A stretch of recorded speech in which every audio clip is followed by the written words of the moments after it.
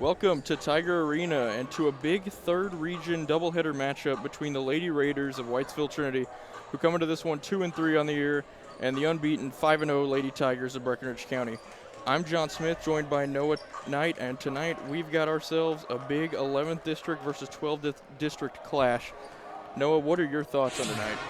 Breck County come into this one, as you mentioned, 5-0, but also 5-0 across the last 5 meetings with Whitesville.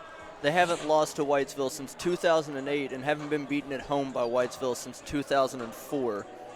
Yeah, it'll definitely, the momentum, the last meetings have, of course, gone Breckinridge County's way. Since 1998, the series tied 11-11, which, of course, implies Breckinridge County with 5 straight victories now. Whitesville at one point had control of the series, but things have slipped away in recent years. Of course, as we know, Whitesville, former member of the 11th District, were replaced by Meade County back in 2006. Went to the regional tournament last year, but the last time before that was, interestingly, back in 2004 when they won the 11th District Championship. So there's a little bit of history for you there. The Lady Tigers' leading scorer on the year, Isabel Grimes, who averages 20.4 points per game this season. In their last 2 matchups of the last season, put up 20 points in the first meeting in the 72-49 win, and had 16 points in the 59-42 win in the second meeting of the 2. That one was at the Owensboro Sports Center in the quarterfinals of the regional tournament. And you did, of course, mention Isabel putting up 20 points a game right now, 31 in that last one against Hancock County. And if she can continue anything like that, I think this team will be A-OK. Of course, right now, the second best offense in terms of scoring in the region, behind only Meade County so far. Next up, or coming up now, we have our Tiger factors for what Breckinridge County will need to do in order to win this one tonight. And don't forget, certainly could use a sponsorship there. For the Tigers tonight is, of course, knocking down their free throws. It is, of course, avoiding fouls defensively, problem we saw with Aaliyah early on. And, of course, we do need to take good shots to keep this efficient offense going, putting up 62 points per game right now and allowing only 43, which are numbers, some of the best we've seen definitely over the last 4 years. If they can keep this up, it will be a historic season for the Tigers. And, putting up 62 points per game with 11 free throws per game. And we've seen Isabel Grimes take around 13 free throws in the last game against Hancock County, whereas Hancock and Breck combined, the rest of the teams put up only 12 on the night. Another interesting note about Isabel, putting up 20 points per game, as we mentioned, but on an average of 6 field goals per game. That is incredible efficiency, and something that any coach is going to want on their team. She has had an amazing year thus far. We've seen her put up at least 20 in both of the broadcasts we've been able to call.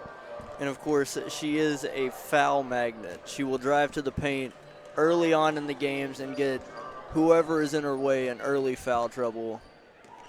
Yeah, definitely having the best season so far of her very young career. Plenty of time for her to continue to grow. Of course, it'll be even better numbers, and just insane to think that she's a sophomore. But, of course, Whitesville tonight, plenty of youth themselves. You wouldn't believe it based on a certain statistic.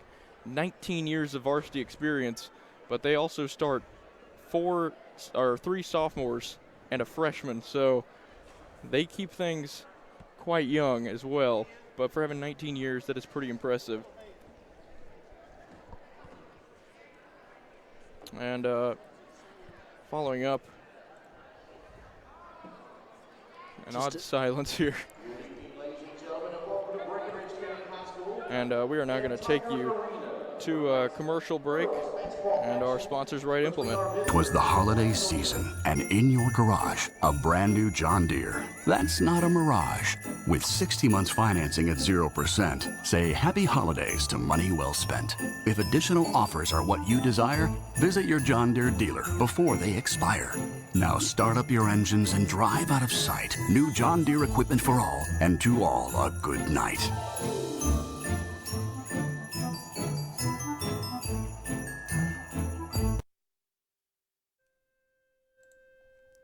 Emptiness.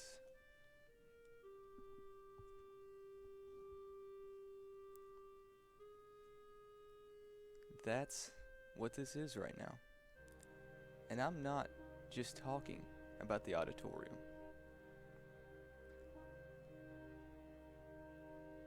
Here at Breck Live, we have space for a commercial. Your very own commercial.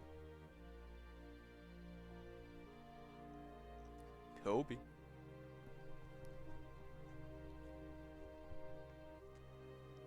This could have been you, but instead, it's just me, all alone.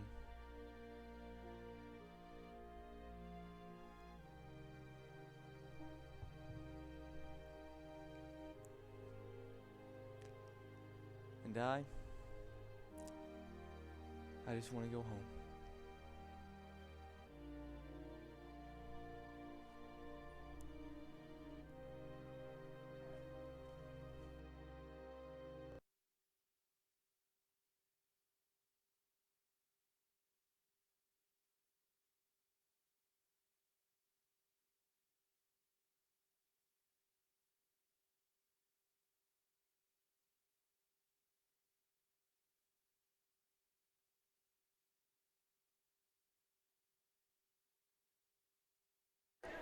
We welcome you back to our pregame coverage here against Whitesville Trinity with just about 5 minutes to go until tip-off.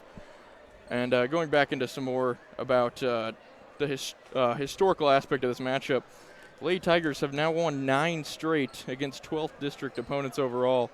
And coming into this one as the sole undefeated team in the 3rd region, you'd expect things, seems like all signs are pointing for the Tigers tonight from a purely historical viewpoint. Last year went 9-1 at home. Before Central Hardin, last home loss was February 16th, 2018 to Owensboro Catholic. And this year seems that Owensboro Catholic are one of the only teams right now challenging what the numbers that the Lady Tigers are putting up right now. Yeah, Owensboro Catholic, as you expect, pretty typical powerhouse. They're coming off a win against our rivals, Meade County, not too long ago, 67-59. Of course, Meade County, our next opponents, that one coming on Friday. And we're not 100% certain as if we're going to be able to bring that broadcast, but we certainly hope to. And, of course, going back, the win against Hancock County, bringing some more momentum to this game. Of course, cannot forget Isabel with 31. Knocked down everything that she touched. Natalie had 8 and Sydney had 6, but Aaliyah, of course, really proven once again why she's so important with 13 points and 14 rebounds. So it was pretty solid stuff from the Tigers for sure. A lot of diverse scoring options and knocked down a few threes. Not the same shooting performance we saw against North Hardin, but nonetheless was quite the performance overall. We do have doubleheader action tonight, as immediately following this we will have the boys meeting with Whitesville Trinity as well. Yeah, certainly stick around to listen to Wyman Dowell and Cameron Shaw. They'll bring you coverage of that one. As for Whitesville here, though, their girls team 2-3 on the year, looking to avoid their first 2-4 start since 2014.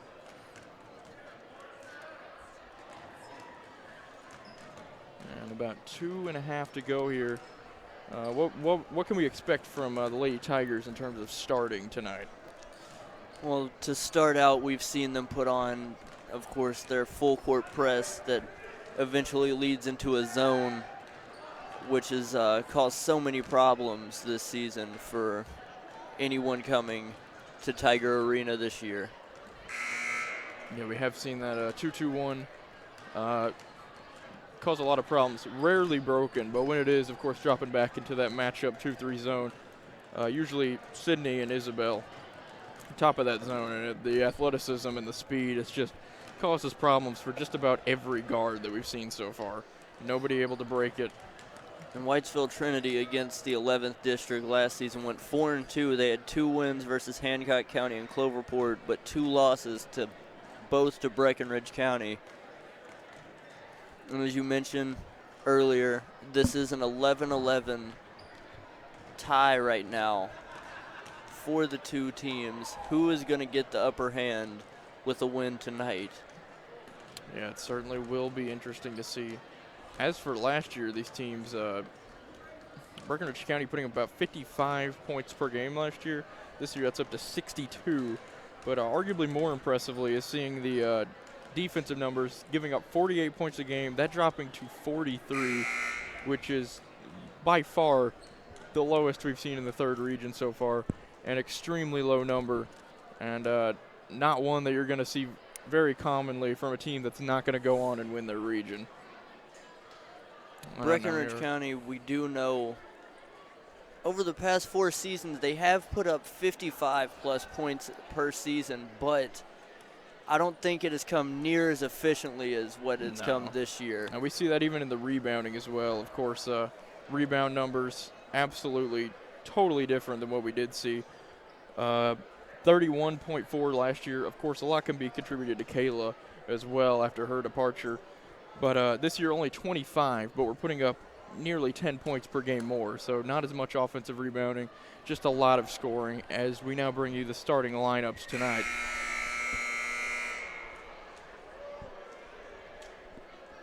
Good evening, ladies and gentlemen. Again, welcome to Breckinridge County High School and Tiger Arena for tonight's 3rd region girls basketball action between the Lady Raiders of Whitesville Trinity and your Lady Tigers of Breckinridge County. Please join me for the introduction of tonight's starting lineups. First, for our visitors from Whitesville Trinity. At guard, number 10, Cassidy Morris. At guard, number 22, Josie All. At forward, number 1, Hadley Hatfield. At forward, number 54, Catherine Hibbett. And at center, number 50, Morgan Kinsey. And now, for your Lady Tigers of Breckinridge County. At guard, number 11, Isabel Grimes. At guard, number 12, Cassidy McDaniel. At guard, number 14, Sydney Tucker. At guard, number 24, Natalie Tabor. And at forward, number 22, Aaliyah Booker. Of course, as we heard there, the starters for Trinity.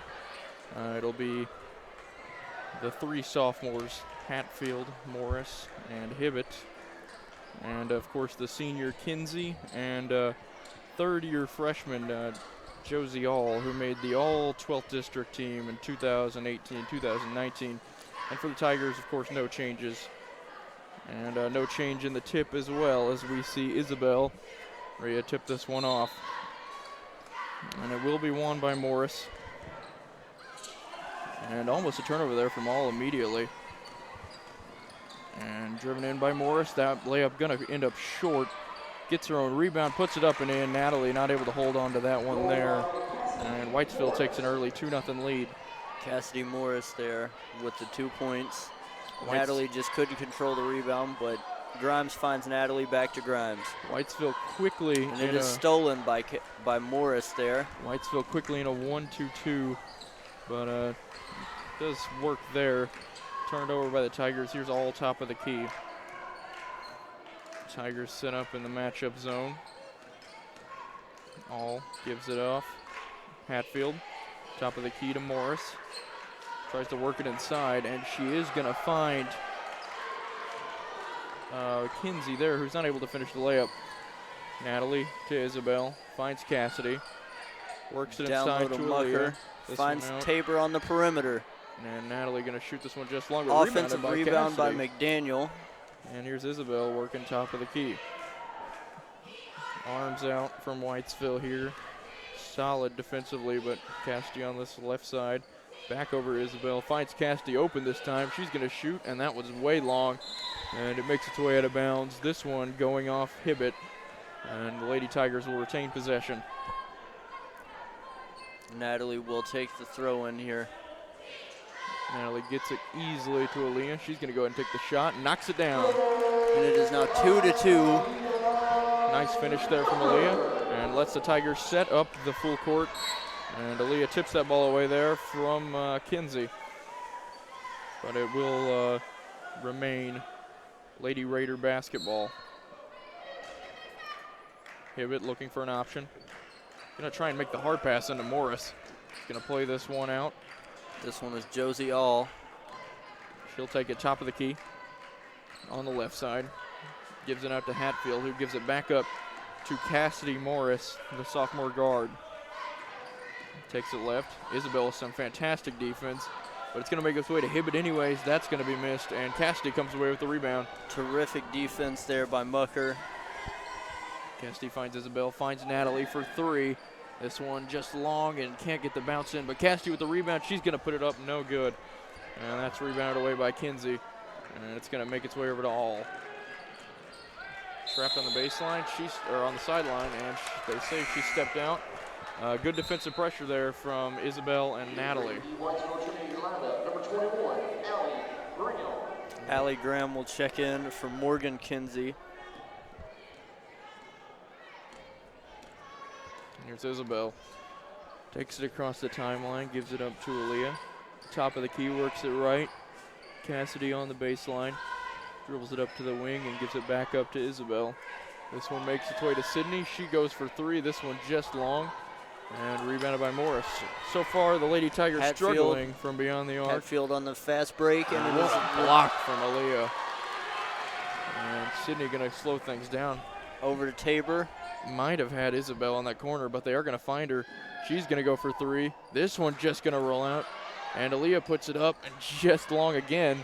Another offensive rebound, this one by Sydney Tucker. And she will go to the line. First free throw attempts of the night. And a foul called against the sophomore, Cassidy Morris, number 10. And Sydney makes her way to the line. First one is no good. Sydney, a 64% free throw shooter on the year. This one's up, and that one is long as well. Offensive rebound from McDaniel here, finds Tucker. Sydney again, back to Aaliyah. Out to Grimes. Isabel here, gives it up to Sydney. Corner to Cassidy. Down low to Mucker, and Aaliyah puts it off the glass. And the Lady Tigers take an early lead here, 4-2. Kinsey set to check back in now. The Lady Tigers press, causing one turnover as well already, and make that two. Here's Cassidy on the ball. She's got Isabel behind her. Isabel thinks about it, and she's going to take a hit, no call, but what a find. Finds Mucker with the assist. And timeout, 30-second timeout called by Whitesville Trinity as the Lady Tigers take an early 6-2 lead. And how about that vision there from Isabel, falling out of bounds and able to find the open man. Great court vision from Isabel. Way to read where she was. Found Aaliyah wide open in the paint there for the easy two. Yeah, the Lady Tigers so far having some early on, very early, had some troubles against the 1-2-2, but I think more getting inside. We're seeing the weaknesses of rebounding in a 1-2-2 become present, with Cassidy already with 2 offensive rebounds, somebody who you would not expect to already come away with 2 offensive rebounds. And she's only averaging 2 per game, so by this point, pretty impressive. But it will be Sydney and Isabel back up on the press. Inbound from Hibbett. Makes its way into All. In the middle, Morris takes it all the way. Good defense there from Aaliyah, and she's going to get a jump ball. That one will go to the Lady Tigers. Natalie going to give this to Isabel here as they take it the other way. She's going to start on the right here. Down to Sydney. Back up to Isabel. Finds McDaniel. McDaniel finds Tabor. Natalie, back out to Grimes. Natalie looking for Sydney there. Finds on the McDaniel baseline. again. Down low to Mucker, who puts it up for another 2. Aaliyah once again proving just how important she's to this team. But that one tapped out there from Isabel. Isabel also coming out of that Hancock County game, coming off of an 8-steal performance. Here's All on the left side. Gives it up to Morris. Looking. Gives it back up All for 3. This one going to go left. Rebounded by Hibbett. Keeps it alive. Finds All again. Takes it left. Nearly turns To it over. Morris, Morris who for will 3. take it. That one's short all the way. Rebound and a foul. That one going to go against Cassidy. And it'll be Hatfield going to the line for the Lady Raiders. Fouls on Breckinridge County's number 12, Cassidy McDaniel, her first, team first. Hadley Hatfield to the line. First foul on the Lady Tigers. And the first one from Hatfield's up. And that one long. 0 for 3 from the stripe tonight for both teams.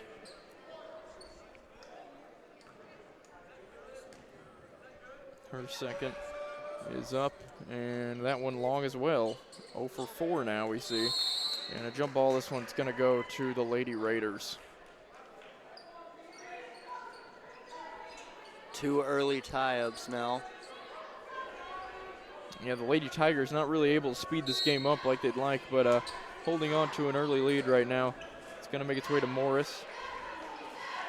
Kinsey, out to All. Takes it to the middle, maybe a palm there. Back up Kinsey. Fed inside to Morris. This one gonna be a 2. And that one gonna be knocked down from Hibbett there.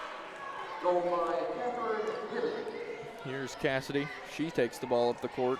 Isabel in the corner. Natalie's gonna find her. She'll take it baseline. And she does a great move, but not able to get that ball up over Kinsey there and can't finish it.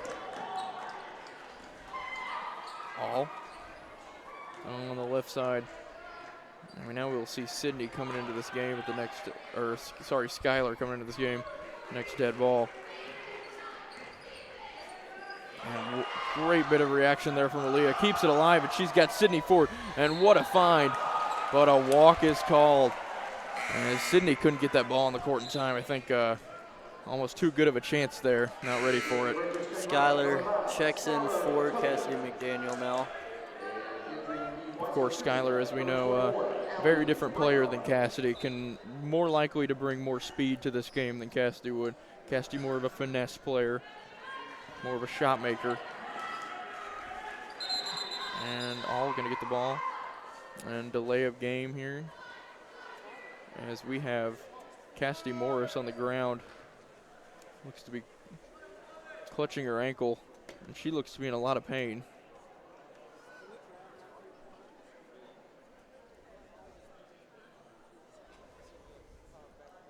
That could be a huge loss for the Lady Raiders. We know their top scorer scored 33 against University Heights just a few days ago in their 64-63 loss.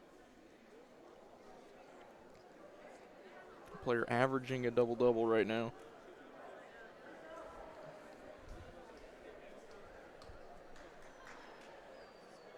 this season. Cassidy Morris is 4th.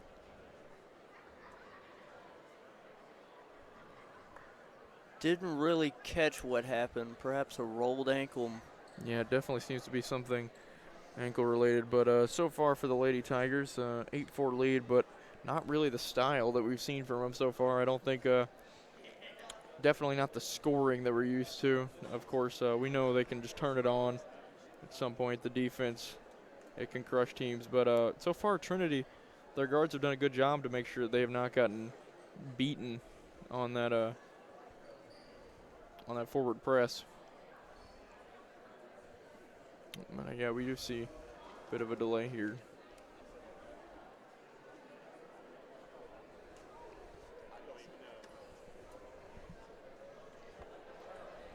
Of course, want to once again thank our sponsors, Right Implement, but it looks like Morris is up, and She will be making her way back to the locker room. yeah, based on that alone, it would be hard to see her returning to this game. It'll be Kinsey coming in for the senior center in her 5th season. Hibbett will inbound now. Hibbett gives it up here to Graham, who's going to work at top of the key. Graham to All on this right side, dribbles it towards the middle.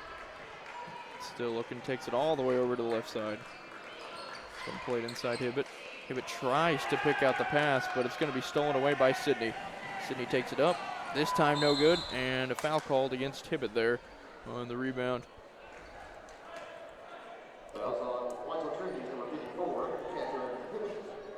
Over the back called against Skylar there. And Natalie's going to inbound it. Expect a similar play to what we saw last time. Isabel to Natalie. She's got Isabel open in the corner. She looks. Isabel going to take it back in the on middle. The drive, steps back and will not be able to knock this one down. Isabel yet to find her footing in this one so far. Played into Hibbett here though, and turnover once again for Whitesville. And interesting thing to note, I think the Lady Tigers defense, it's been just as strong, but just in a different part of the court than what we're used to. A lot more turnovers we're seeing in our own half of the court rather than in that press. Sydney on the right. Gonna find Skylar. Up to Aaliyah. Takes it middle, gives it up to Isabel, who's gonna set things back up. Isabel on the right side to Natalie. Into Aaliyah, out to Isabel. This one on the way, and she finally knocks one down as we approach under 1 minute left in this first half. The Lady Tigers take a 7-point lead, their largest of the night. Good pressure there. And All's going to eventually make her way out with it. Down on that left baseline, she's going to dribble it out of bounds, and another turnover on Whitesville Trinity there. Defense again is pressing for the Lady Tigers right now. 41.8 left in the first quarter here. Isabel here on the right side.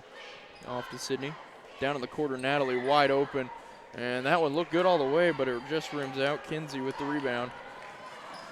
Tigers still get up in the press, though. All gets around everyone. Takes it to the middle, floats that one up, no good. And Aaliyah here, she's going to have Sydney down the court. Here's Sydney, no one on her, and she finishes the layup. The Tigers take a 9-point lead now. This one passed in towards the middle. All going to have Hibbett, though, wide open. And Natalie, though, with as good of a defensive recovery as you're going to see all night. Way to get back on that one.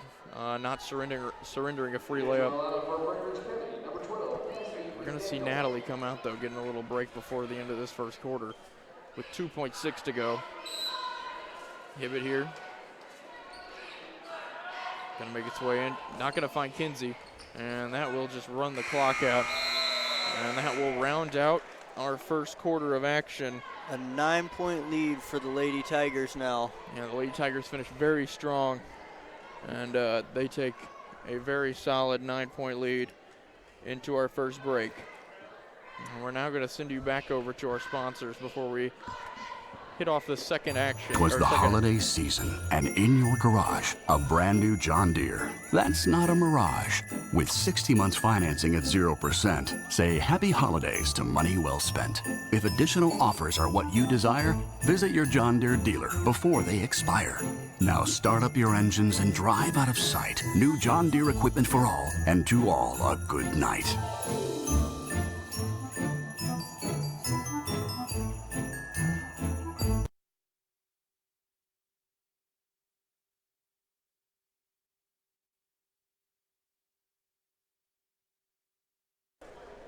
And we are back. Sorry about the bit of an audio error there, but we are going to get you back into the second quarter of action here quite soon.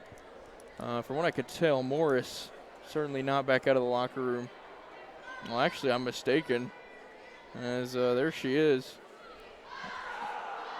I would not have expected this from those scenes of the first quarter, but she is back out there. Isabel here on the top of the key, looking to set the offense up.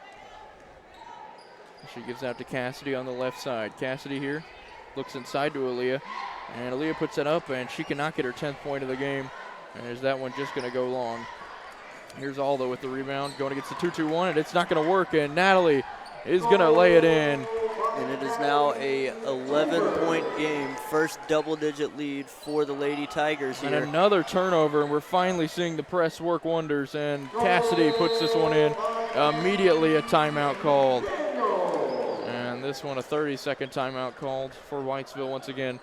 And Noah, we're finally seeing this press do what it's intended to do, and Lady Tigers have shot and a layup on 2 consecutive possessions now. It does look like in the huddle right now there are a lot of smiles going around after 2 back-to-back brilliant possessions of defense. Cannot have any complaints following those couple of possessions there.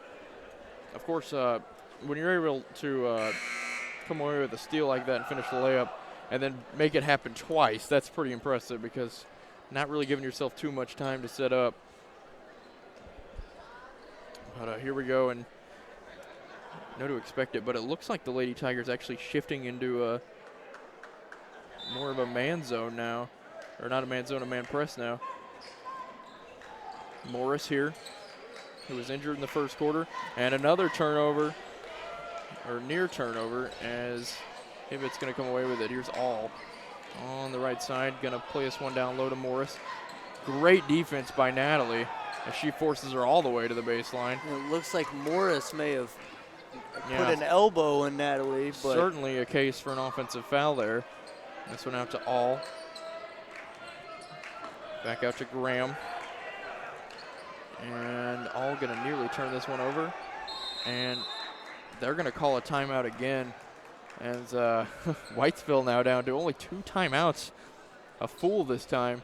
And we're not even 2 minutes into this second quarter of action. So that's a very interesting thing to watch, I think, as this game progresses. But I think little tinkers with the defense and the press, and the Lady Tigers have really done work so far to kick off this half.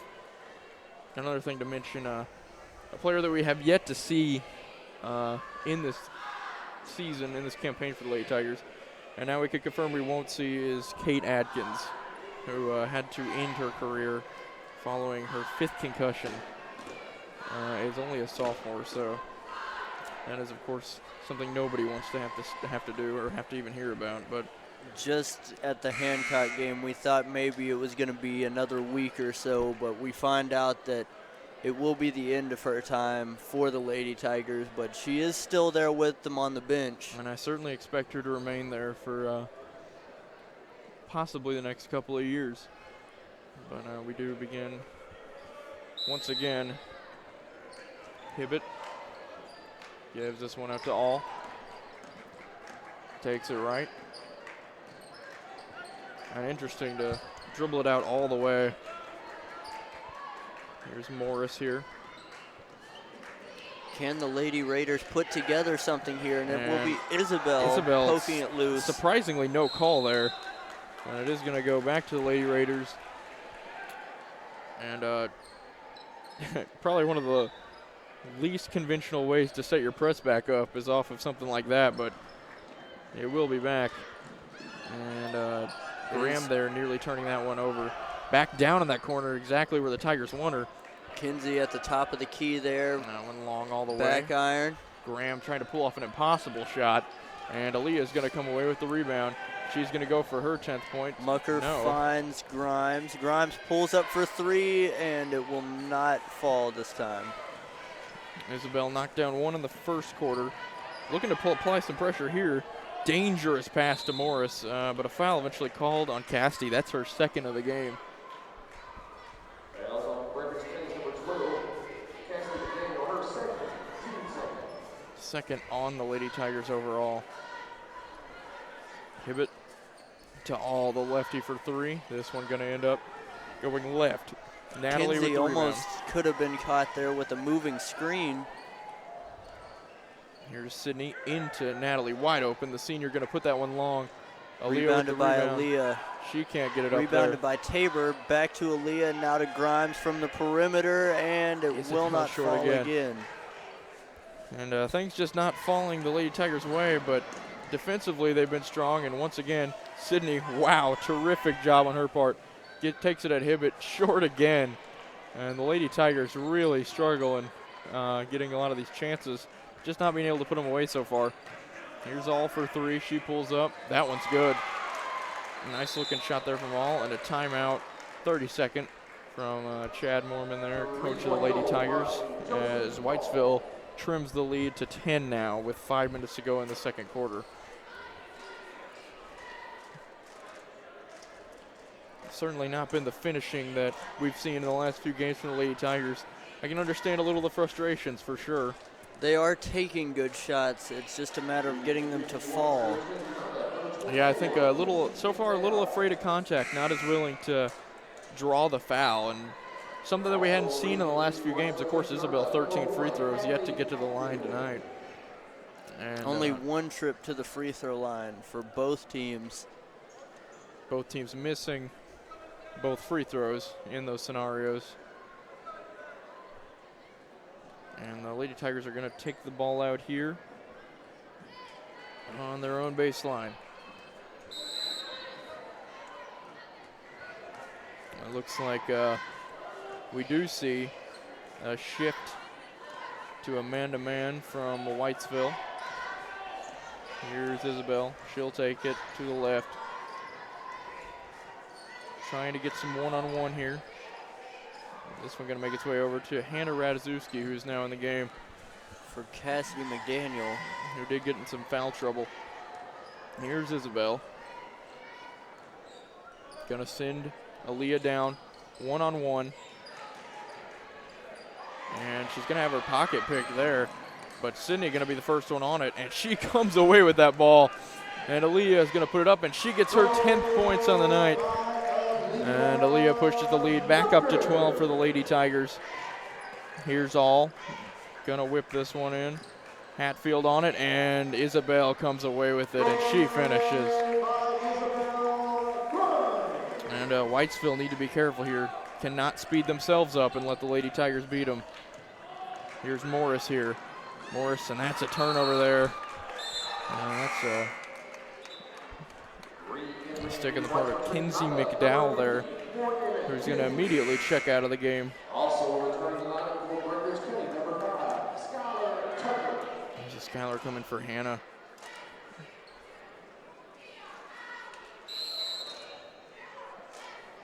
Here's Isabel now on it.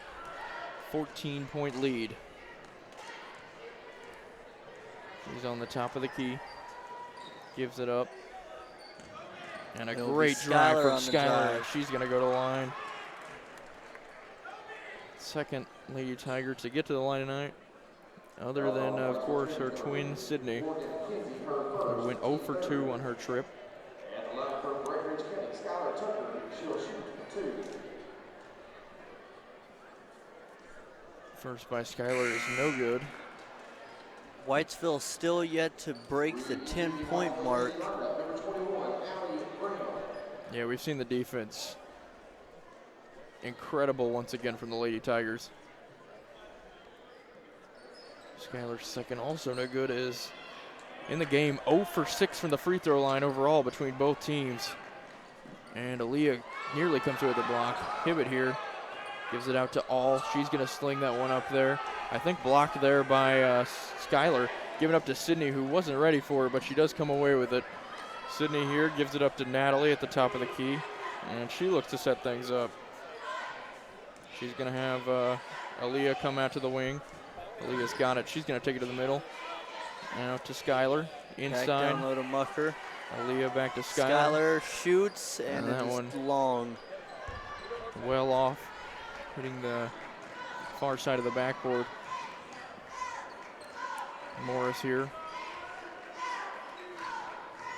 And Skylar going to get beat, and All's going to finish the layup there. Goal by Josie All. Here's Isabel on the right side. A 12-point lead for the Tigers. Really struggling offensively right now, despite having a 12-point lead. Isabel here.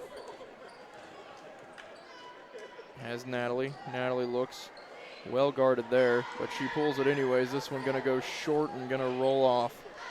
Rebounded by Morris here. Morris with on the fast break up to All. All to Kinsey. Back to over. Morris.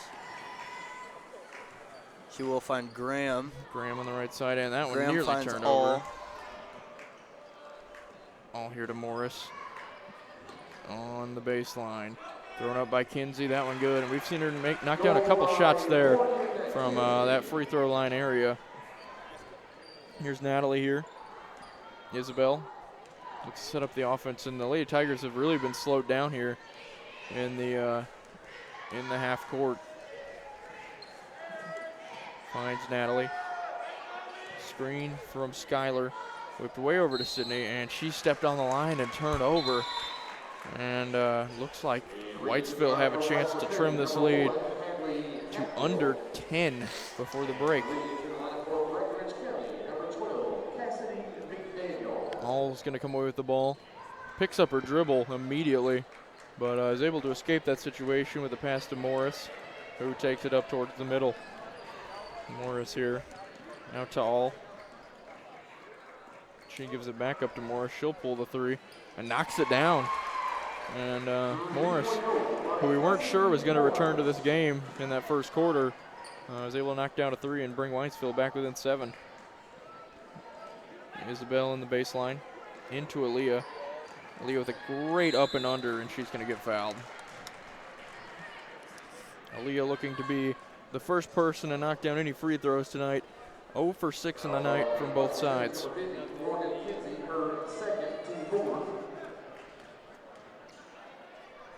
First one is up, and it is good. Aaliyah 13 for 18 on the year. A 70% free throw shooter.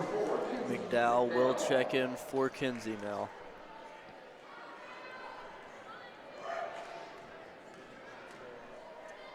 Second from Aaliyah is up, and it's good. Leah Mucker knocks down both of her free throws. And Lady Tigers take a 9-point lead and return to the press. Morris gives it up here, and a foul by Isabel there as Morris hits the deck once again. Dangerous pass from Hatfield, but is able to force the foul. And she'll take it back out. Hatfield's going to give it up to Morris here. Setting things up, 30 seconds to go in the first half. All pick from Morris. Great defense from Isabel. Needs to be careful not to pick up a second before halftime. All here, 17 seconds to go. Looks like they're thinking last shot now as we approach under 10 seconds. All here guarded by Isabel. Josie All. They're going to find Morris. And I don't think she's aware of how much time's left with only 1 second. That'll end the half. And a little frustration there from Coach Mormon as the Lady Tigers enter halftime with a 9-point lead. Very quick game from what we've seen. Only 4 fouls for both sides, but the Lady Tigers are going to come up 9-point lead. And we are going now to send you to our sponsors. 'Twas the holiday season, and in your garage, a brand new John Deere. That's not a mirage. With 60 months financing at 0%, say happy holidays to money well spent. If additional offers are what you desire, visit your John Deere dealer before they expire. Now start up your engines and drive out of sight. New John Deere equipment for all, and to all a good night.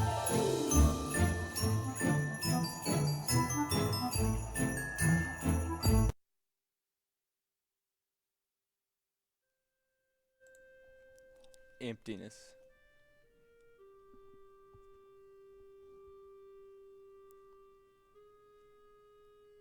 That's what this is right now. And I'm not just talking about the auditorium.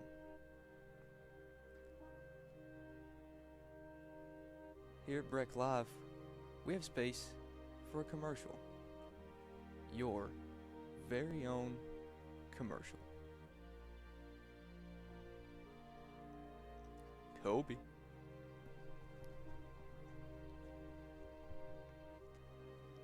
This could have been you, but instead, it's just me,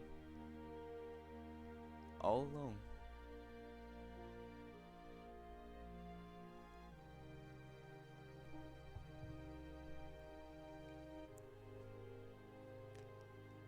And I just want to go home.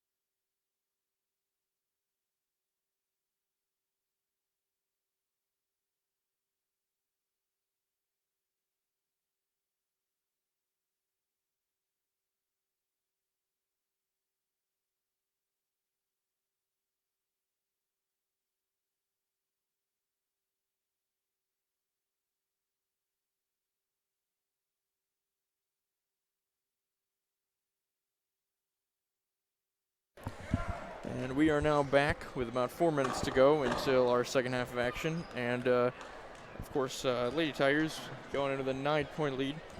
And Noah, what have been some of the big stories that we're seeing unfold here? The Lady Tigers have had quite a few open looks that they just couldn't get to fall. However, Aaliyah does lead the charge with 12 of our 23 points on the night. Aaliyah also the only player in this game to make a free throw. 2 for 8 overall in this one, but she, of course, knocking that pair down. We also haven't seen Isabel get to the free throw line near as much as we're accustomed to. Yeah, Isabel, we haven't seen her get as much space, I think. If you're noticing, when she's driving in, a lot of times a second defender coming in at her, not letting her get space in the middle, not letting her get easy layups. And we've seen that more than a couple times. And I think it's causing some problems, this offense, well short of the 62-point sort of window that we've seen so far for this team. Definitely been one of the lower scoring halves of the season for the Lady Tigers. Yeah, I think interesting also to note, the defense looks strong, but it looks strong in different ways, of course. So used to a lot of steals in the full court, getting layup opportunities, and we saw that a couple times, but it wasn't like Hancock or North Hardin where the guards could not do anything at all, and we had them totally shut down. And I think the big thing, though, it's got to be finishing. We've had open looks. We haven't been able to knock a whole lot down. I think if we do, we can really run away with this game. But Whitesville Trinity right now holding on well, only down 9. 14 points, not a whole lot, but 23 is not the most points ever either. Sydney Tucker and Cassidy McDaniel as well fueling that defense with 3 steals apiece for them.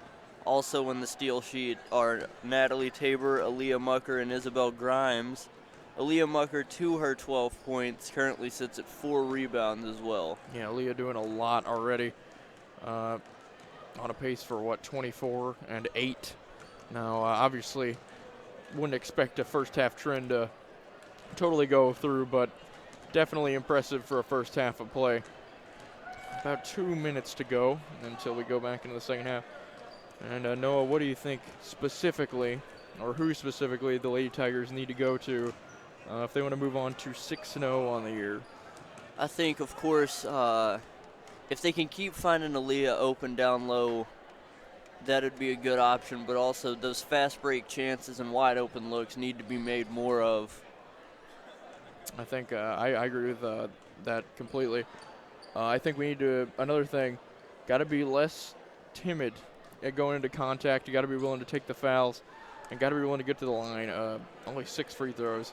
Of course, Isabel not as able to get into this game, but I don't think other than Aaliyah, I think Natalie and Isabel have struggled overall to get into this game offensively.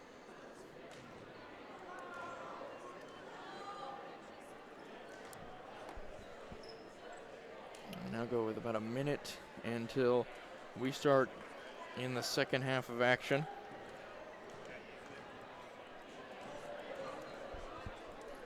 What do you expect of Whitesville Trinity? How do you expect their game plan may change going into the second half? Interesting note. I think they're going to have to really stick with they're going to change something to get through that press. I don't know exactly what it will be, but they've turned it over not too terribly much, but still 3 or 4 turnovers in your own backcourt. That'll get you beat. So definitely need to find a way to get past that. And if the Lady Tigers can become a little more assertive defensively, more assertive offensively, give more to the line, I think it'll be tough for Whitesville to make any sort of adjustments. Not a deep team. It'll be hard for them to make it out if the Lady Tigers can do things right. And Pivot will start the second half for Trinity, throwing it in on the sideline now. Of course, we see Morris there, and she's going to make the back cut. Coming to it is Hatfield. Gives it up to All, who is guarded by Isabel. As you see the Lady Tigers shift to a box and one, it looks like. little confusion there. All puts it up, tipped around. Morris comes away with it. She's fouled, and it's going to squeak in there. And the Lady Tigers lead could be cut to just 6 points here in this second half, right out of the gate. The third free throw on the night for Whitesville. This one going to be up by Morris. It's up, and she knocks it down. And the Lady Tigers lead trimmed to just 6. Of course, at one point to 12 points. Not what we've seen. Not what we're used to seeing from the Lady Tigers.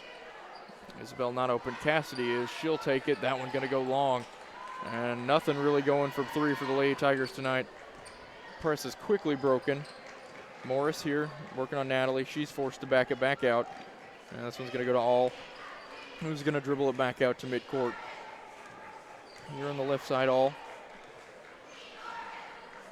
Looking for an option. Morris. She'll give this one up to All. Throws it into Kinsey. And she puts it up and in. And the Lady Tigers with only a 4-point lead now. And this is not the start they wanted to this second half. Here's Sydney to Aaliyah. Back to Isabel. Grimes. Isabel for Grimes 3. for 3, and She's it is short again, but Aaliyah comes up with her 5th rebound and puts it in. And we're going to need to see a lot of that from Aaliyah if we're going to come out winners in this ball game. Here's All here on the left side. Throws this one away, and Aaliyah comes away with the steal. She gives it up, and Sydney not able to control that ball as it makes its way out of bounds. And we're seeing a couple of occurrences there from Sydney in that same scenario. Of course, that travel early on and just not able to control the ball there. Here's All in the Whitesville backcourt. Gives it up to Kinsey. Looks for an option. Back to All. In the middle to Morris. Morris able to control it and slow things down as Whitesville breaks the press with no problem there. Here's All to Morris. Inside Hibbett. And that one blocked away from Aaliyah, who comes away with the rebound afterwards. She looks for options. He's going to take it. Sydney here able to control it.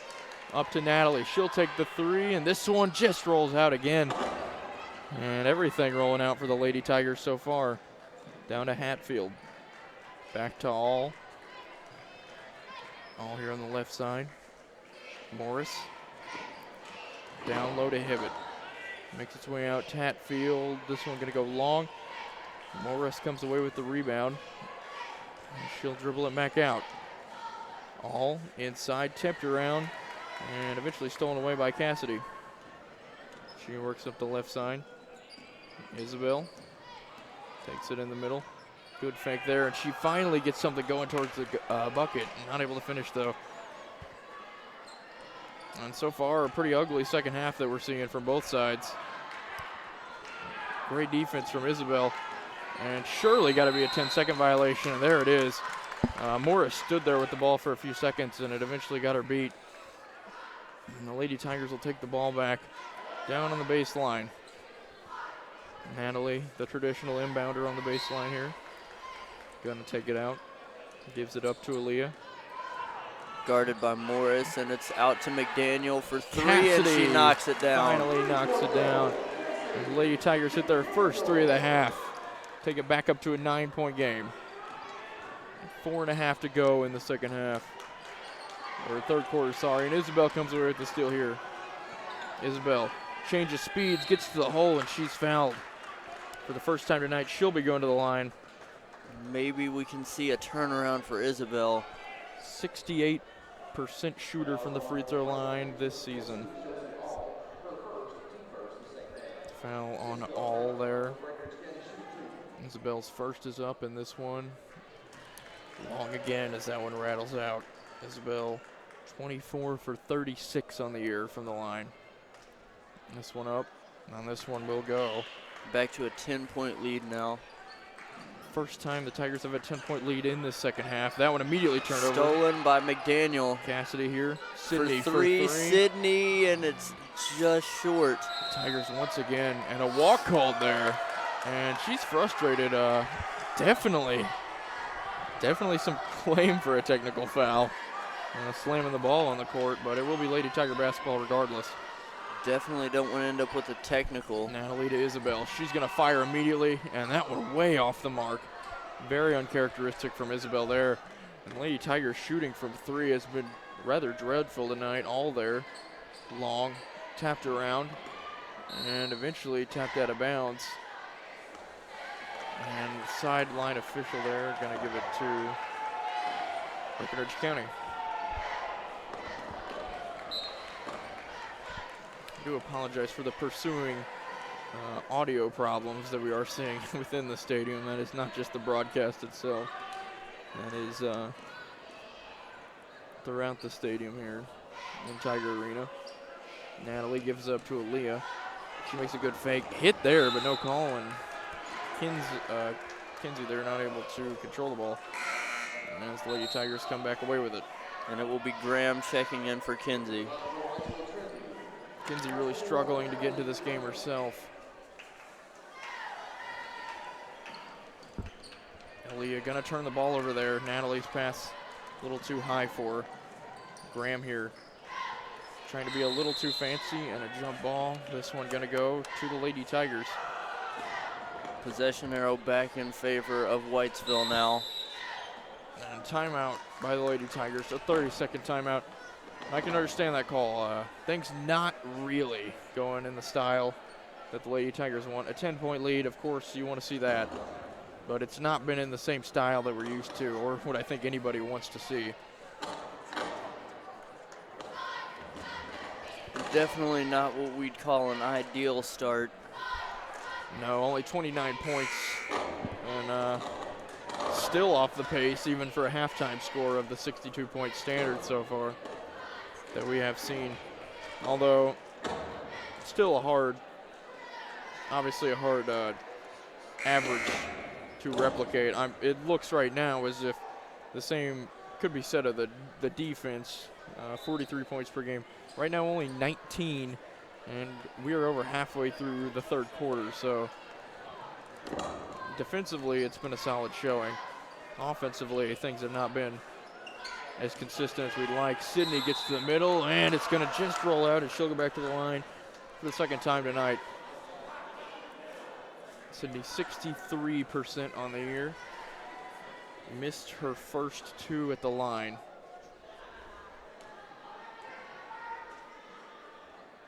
Does get the first one to fall. Gets her first one to drop. Kinsey to check in now for all.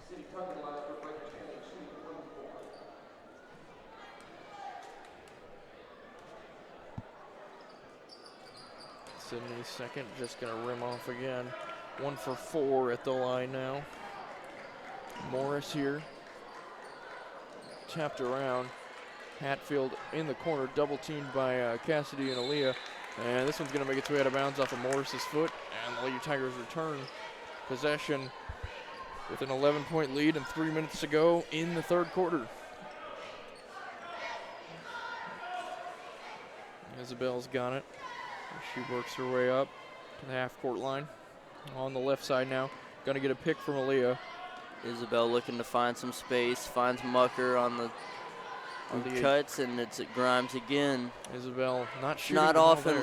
Not often we see her hesitate for a shot. Yeah, certainly a little rare. Has a handoff chance there. Aaliyah works towards the middle. Great job, and that's 14, I believe, for Aaliyah. I believe it's 16 now 16 on the night. Yeah. Here's Morris. And Morris gonna dribble it off her foot again. And clearly she's showing some signs of frustration. Another turnover there for Whitesville. All will check in for Graham now. 13-point game with 2 minutes to go in the third quarter. Still in the man-to-man, it looks like. Here's Natalie on the right side. Gonna find Cassidy, who's knocked the 3 down this half. Aaliyah, the top scorer, gonna take it baseline, and she's gonna get fouled there. That one on Hibbett.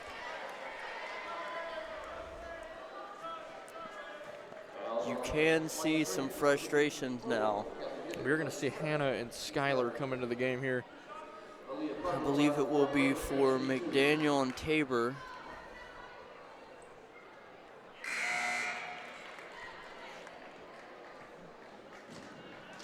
giving Isabel a break here. And Natalie Henning checking in as well. It'll be Sydney, Isabel, and Cassidy to take a seat, replaced by Hannah, Natalie, and Skylar. 3 players who can bring a lot of energy to this team. Second one from Aaliyah is up, and it's good, as Aaliyah now goes 4 for 4 on the night. This one played down here by All on the left side. She'll look wide open chance, and she knocks that down.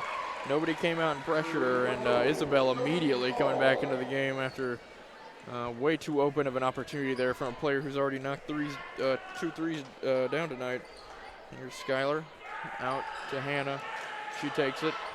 She puts it up, and no good. Hibbett gonna save it, and it's gonna make its way to Graham. Graham out here to All. Down the middle, good defense from Natalie.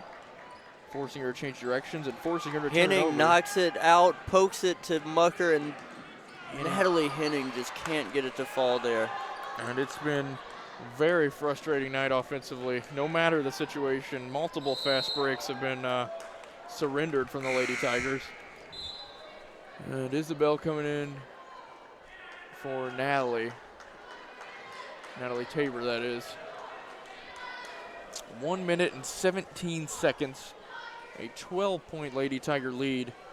But it certainly hasn't felt like that with a lot of the mistakes we've seen. Very uncharacteristic. Isabel here. Down the middle.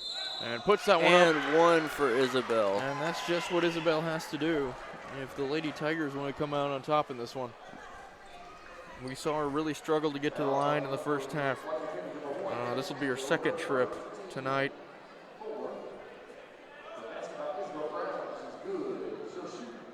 Scored 31 in the last one, a 68.6% shooter.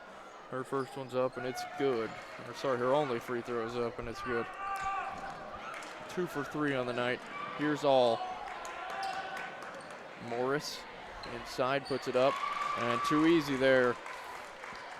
Still a 13-point game for the Lady Tigers, though. There's Isabel. Back in the game. She'll take it left, and she'll take it in, but she's unable to finish once again, and this is a very rare thing for Isabel. Very uncharacteristic, and it will be a blocking foul, I believe. And when it gets Hannah Ratajewski.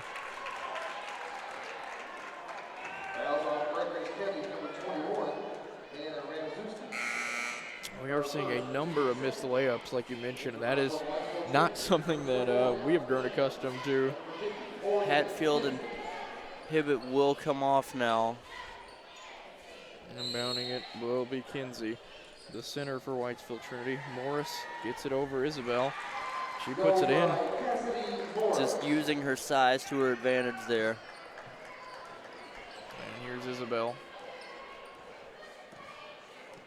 Working at the circle here. She's just going to hold this one for last shot. 17 seconds to go in this third quarter. Lady Tigers up 11. Isabel here takes it left. Step back is up. It's long. Rebounded though. Skylar able to get it up, but Isabel Grimes gets it at the buzzer. It is her first 3 of the game. And the Lady Tigers absolutely needed that. And they take it to the fourth quarter with a 14-point lead. And now we send you back to right implement. 'Twas the holiday season, and in your garage, a brand new John Deere. That's not a mirage. With 60 months financing at 0%, say happy holidays to money well spent. If additional offers are what you desire, visit your John Deere dealer before they expire. Now start up your engines and drive out of sight. New John Deere equipment for all, and to all a good night.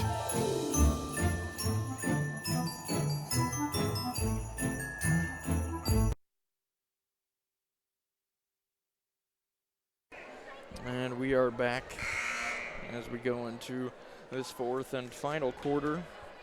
40-26 right now, a 14-point game for the Lady Tigers.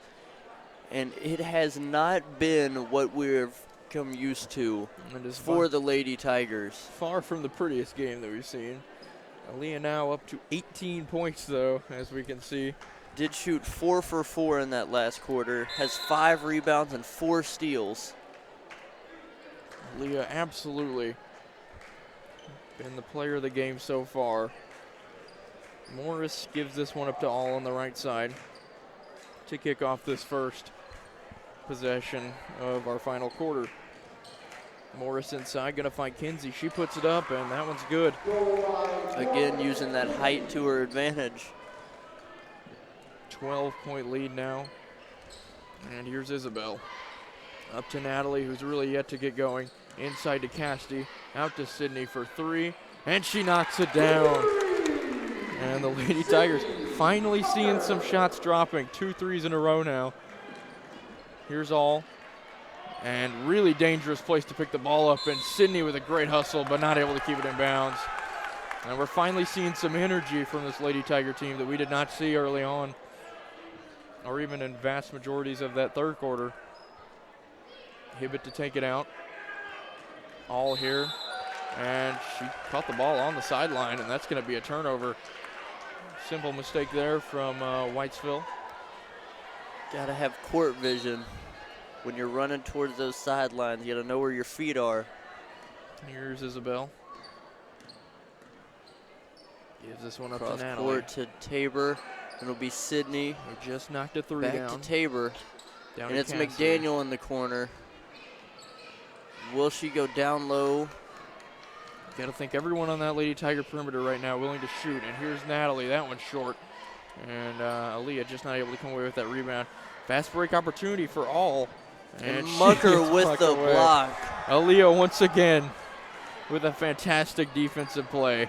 Isabel here takes it in, tries to work it out, triple teamed. Sydney with a great job into Aaliyah, gonna kick it out. Great ball movement, and that one's just off. But Aaliyah once again the first one to it. And she's gonna call timeout there. And very smart call. And we're finally seeing a lot more, I think a lot more hustle in this Lady Tiger team going into this final quarter of action. Still isn't the worst offensive performance, I must say, but it's just not what we have become accustomed to with this team. Not the prettiest game for sure. Of course, had Casti knocked that 3 down, would have been the ball movement there on that offensive rebound. It was some pretty great play from Isabel drawing the 3 defenders. Sydney making a fantastic play to keep the ball in, and a great reversal from Aaliyah as it made its way back over to this right-hand side. But just couldn't knock the shot down, but the Lady Tigers out hustling them on the boards and coming away with an offensive rebound again. That time on Aaliyah.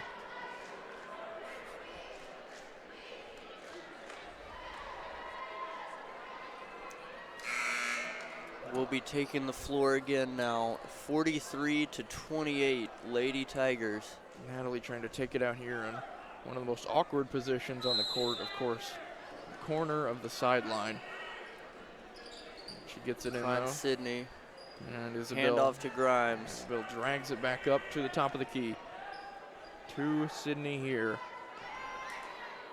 And it's McDaniel. Thought she was going to take it. Cassidy she will take this 3. one, and it is good. Perfect all the way.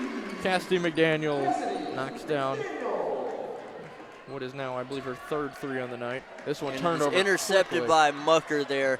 Coming right it down, and she has 20 on the night. And the Lady Tigers take their largest lead of the night, 20 points. Things finally starting to go Lady Tiger way. This one to Hibbett, and it will be a foul called. And only the 3rd on the Lady Tigers this half, and only the 7th in the game. It's been a very, a lot of these games, very, very, very, very few fouls called relative to a lot of the boys' games. Of course, 22 fouls called in the last boys' game second half alone. Down low to Kinsey. Unable to finish. Gets a rebound. And foul on Aaliyah there. Kinsey will shoot free throws now. She is going to the line for the first time tonight.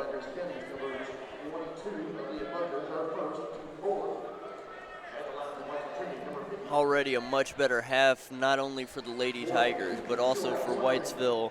The Lady Raiders almost held under 10 points in that first quarter. First one from Kinsey is up and it's good.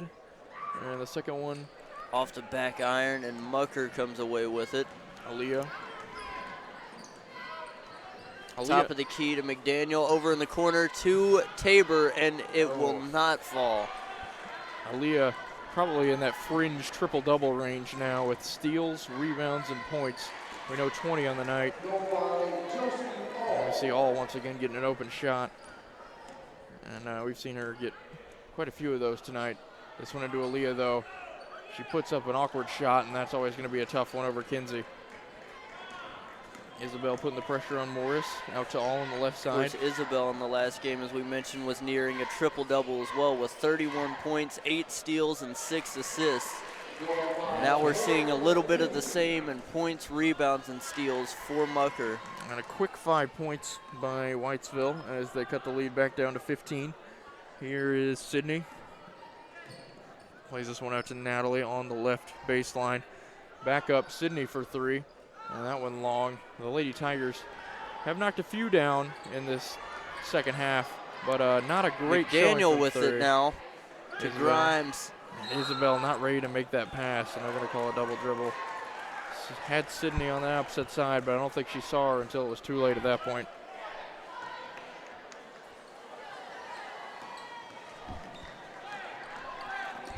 Here's All here. Hibbett.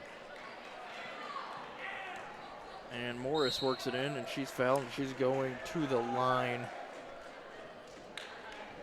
Morris, who scored an and one earlier, got the free throw.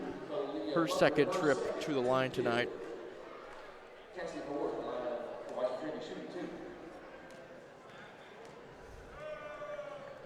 First one is up, and it is good. Skylar Tucker now checking in for Cassidy McDaniel for the Lady Tigers. Kinsey will take a seat.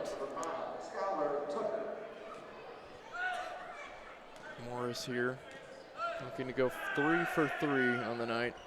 And she knocks it down as quick 7-0 run by Whitesville puts this game back in something of a reach. Down to 13 rather than 20. Isabel here. Aaliyah. And turned over there by Aaliyah. And eventually a foul called.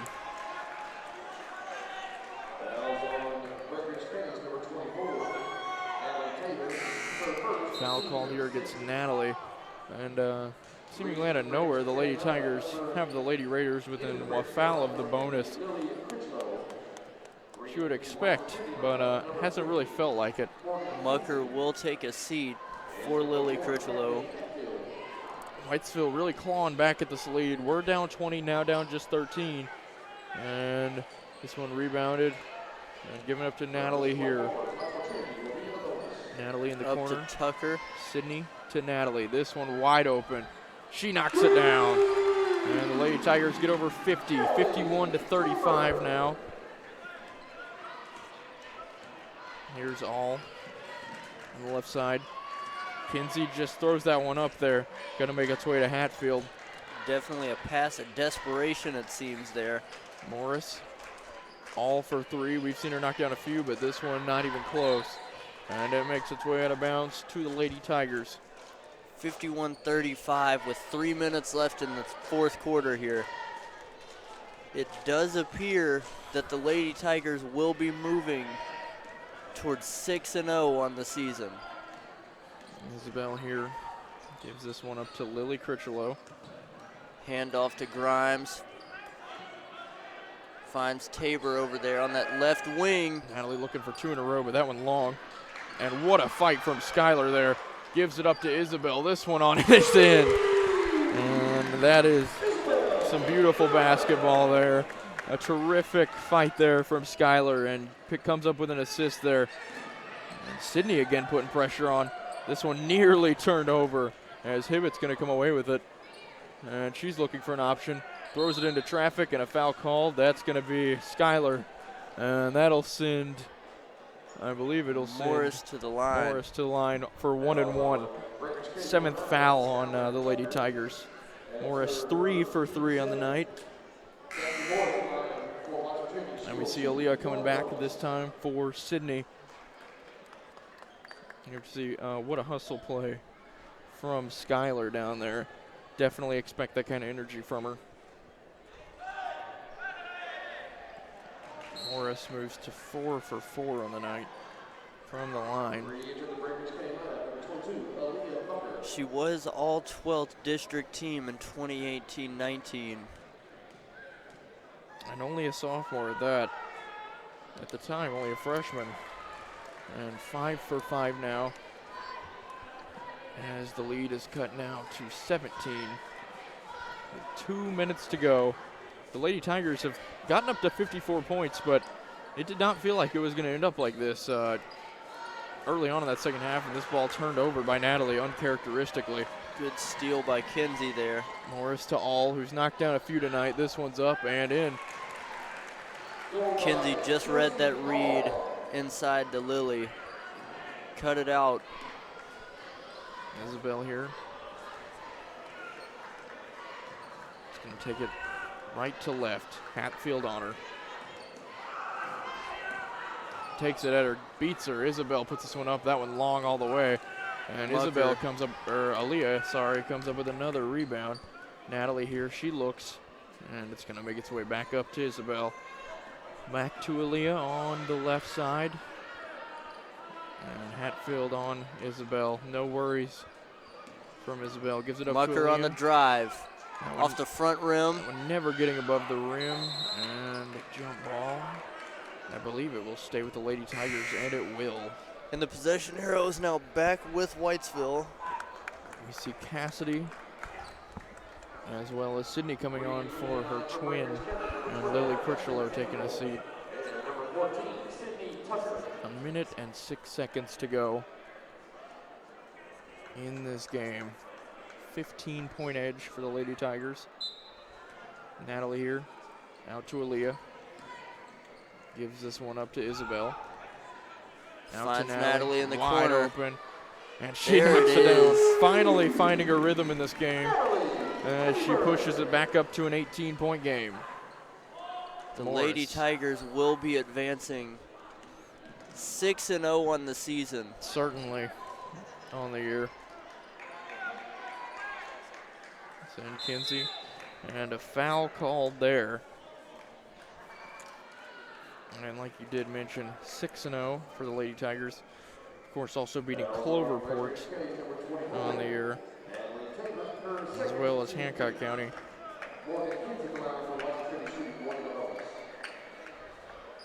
Marcella's up there from Kinsey. The Friday game Knocks with it Meade down. County will mark the end of a long spell of home games for the Lady Tigers. And it will be full sail changes, I believe, for Whitesville now. And yes, like you mentioned, all eyes on that big game. Of course, Kendall Wingler, the big name for Meade County, scoring 53 against Cloverport. And I believe she's in presence tonight. With a 17-point edge. Isabel here to Cassidy. Surely not looking for a last shot, I would imagine, at this point. 23 seconds, 17-point lead. And it looks like the Lady Tigers have done it. Some high pressure coming late from McDowell there. Certainly swarming the court. And Isabel just going to wrap it up here, but it will be stolen. You have to admire the hustle there from Kinsey McDowell, but that will wrap it up tonight. The Lady Tigers 57, the Lady Raiders of Whitesville 40, and the Lady Tigers move to 6-0 on the year. And that will wrap things up from John Smith and Noah Knight here at Tiger Arena. 'Twas the holiday season, and in your garage, a brand new John Deere. That's not a mirage. With 60 months financing at 0%, say happy holidays to money well spent. If additional offers are what you desire, visit your John Deere dealer before they expire. Now start up your engines and drive out of sight. New John Deere equipment for all, and to all a good night.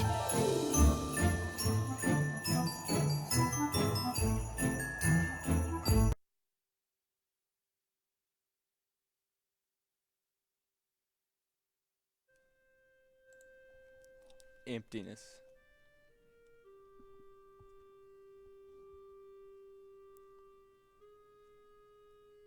That's what this is right now. And I'm not just talking about the auditorium.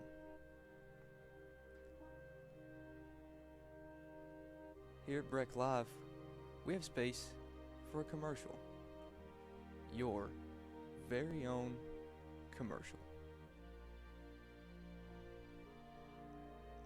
Kobe.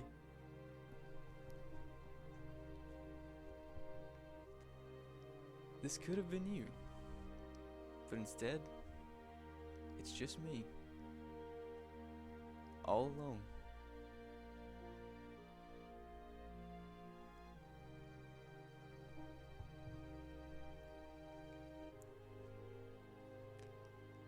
And I just want to go home.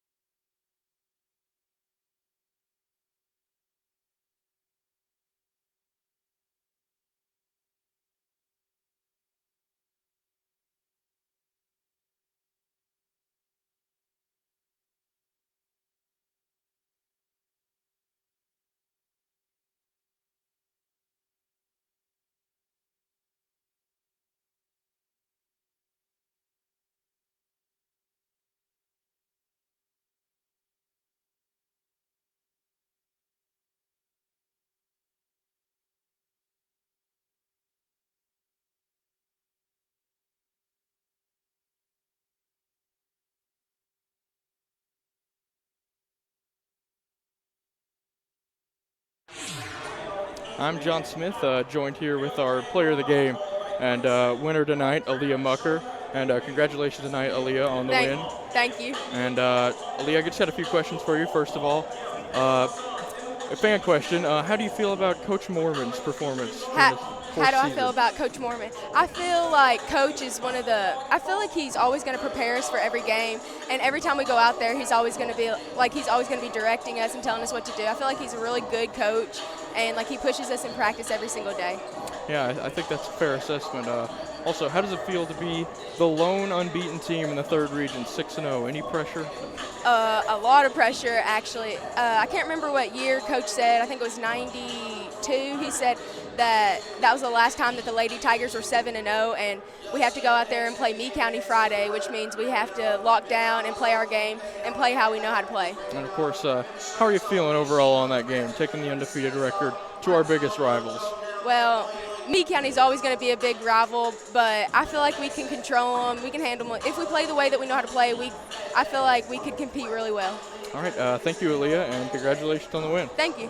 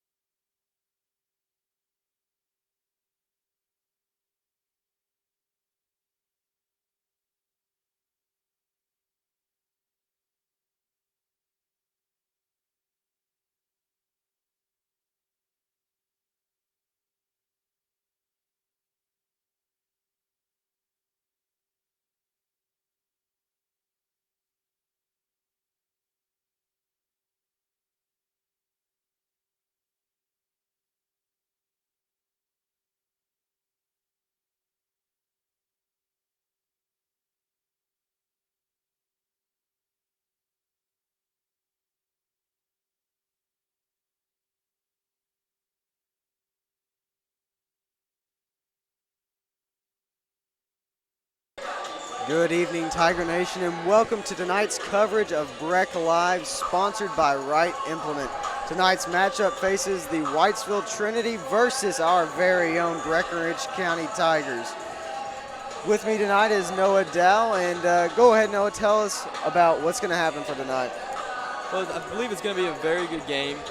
Coming off a good win against Hancock County, where Breck County won 56-45. The team had a very bad night from three-point range, and looking to straighten that out here as get back to work here in the season. Now, one other thing that I thought to mention about that Hancock County game is Hancock County was not the most quality opponent that Breck County will face all year. Yep. And need to remember to take every opponent not with the right amount of poise, and need to not take anyone lightly as we go in, as I believe that could be what happened against Hancock County. Yeah, and our opponent tonight, Whitesville, they're not like us on this season. So far, they are 3-3. Some of the teams they've lost to include Davis County, Henderson County, Butler County, and the teams they have beaten are Cloverport, Apollo, and Todd County Central. One advantage that I believe the Whitesville Trinity has coming into this game, like you said, we had a good win over, well, not, I won't say really a good win over district rival Hancock County, but they also have a win that they came off of against Todd County Central. So, you know, I'll talk about a lot how there's always going to be possible morale boosters, and especially coming off of really close wins gets you going, and it definitely propels you to play good for the next game, especially coming into Tiger Arena tonight. One thing that we found out while researching this matchup is that Whitesville Trinity has not beaten Breck County since 2003-2004 season. That was in the 11th district tournament at that time. That was before Meade County was in the 11th district. So 15 years. We want to keep that streak going tonight. Yeah, definitely want to keep that going. And last year, speaking of that, Whitesville came within 6 points of victory against Breckinridge County, and it was a very hard-fought effort, but Breckinridge County was able to finish them off because Whitesville was down for the most part of the game, but they stormed back, and we definitely don't need to see that tonight. Breckinridge County, mostly on the year, they struggled more when it comes to first half, but they're able to make bigger pushes late game, second half. And I believe if it's going to determine the tempo of the game. I believe I mentioned in some of my my afterthoughts of the Hancock County game, if Kavion Mitchell gets the ball, he's definitely going to be the tempo changer for Breckinridge County. And as we saw against Owensboro Catholic, the faster we moved, the more points we got, and the more we slowed down and relied on the other teams, how hard they pushed. That's not going to cut it. I mean, we need to be in control of the game nonstop. Yeah, Breck County has definitely been an amazing team in transition this year. Half-court offenses has just slowed the pace and slowed down the offense. It's been an early theme to this season, but looking to straighten that out tonight and get a good win here against Whitesville Trinity. Yeah, and one player for Whitesville that we need to be on the lookout for is the guard and senior Ethan Howard. So far, he's averaging 11 points per game compared to our very own Kavion Mitchell, who's averaging 22 points per game. But definitely going to have to see more into this game how they're going to look. Don't have too much on the Whitesville yet. They're kind of bad about updating their statistics over the past couple games, but we'll do our best. Another player that's going to be key for Whitesville is going to be Kevin Foster, another senior guard. He's a very volume three-point shooter. He takes a lot of threes, and he will be in the starting lineup tonight. Look out for number 0 in this game. And that definitely hurts Breckinridge County, a good three-point shooter. The zone has been broken a lot this year by some pretty good teams, and if they find the right shooter, it's going to be dangerous. I'm talking to you, LaRue County. Here we go with the starting lineups now. Welcome to Game 2 tonight between the visitors from Whitesville Trinity and your Fighting Tigers of Breckinridge County. Please join me with the introduction of tonight's starting lineup. First, for the visitors from Whitesville Trinity. At guard, number 22, Landon Hunt. At guard, number 25, Ethan Howard. At forward, number 0, Kevin Foster. At forward, number 14, Brendan Walton. And at forward, number 24, Landon Paul.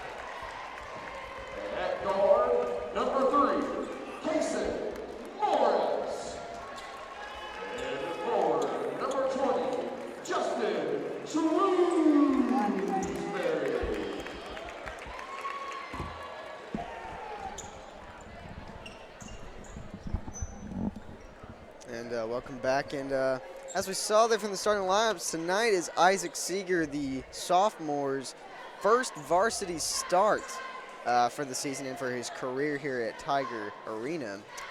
Trey Irwin was sat down from the starters, it appears. Isaac's been starting after halftime in almost every game, so it just seems like they plugged him into the starting lineup seamlessly. Yeah, we'll see how it goes. And Brock Lucas gets the first possession. He's already driving in, and it is out on Whitesville Trinity. Hopefully that's how their energy is going to be all tonight. Very, very aggressive. Good ball movement. And slowing it down now, trying to find the right opening. And off to Casey Morris to Isaac Seeger in the corner. It's good. Good early start from three-point range for Breck County. Yeah. Isaac Seeger helping us with some shooting there. Yeah, and we mentioned before, Isaac's definitely going to be a key shooter for this team. He hasn't shown as much yet, but towards the end of the Hancock County game, he definitely showed some great potential. Stolen by Brock Lucas. And I believe that is that's out on turnover. Brock. That was intended for Casey Morris, but Brock passed it just a little bit too hard there. And turnover on Whitesville. That'll be on number 25, Ethan Howard.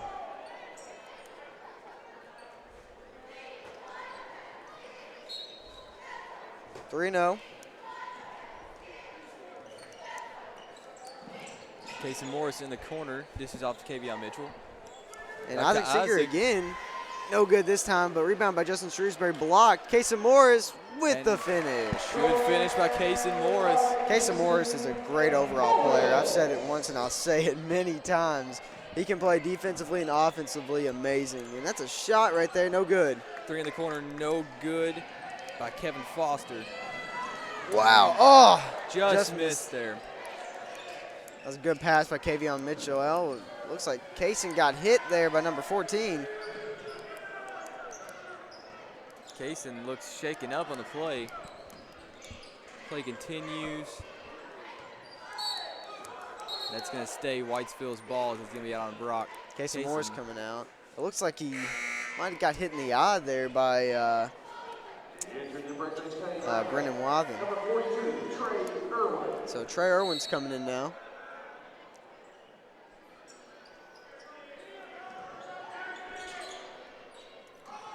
No And good no there. good from Ethan Howard. Hand off to Kavion Mitchell. Isaac Isaac Seeger, another three. No No good. good.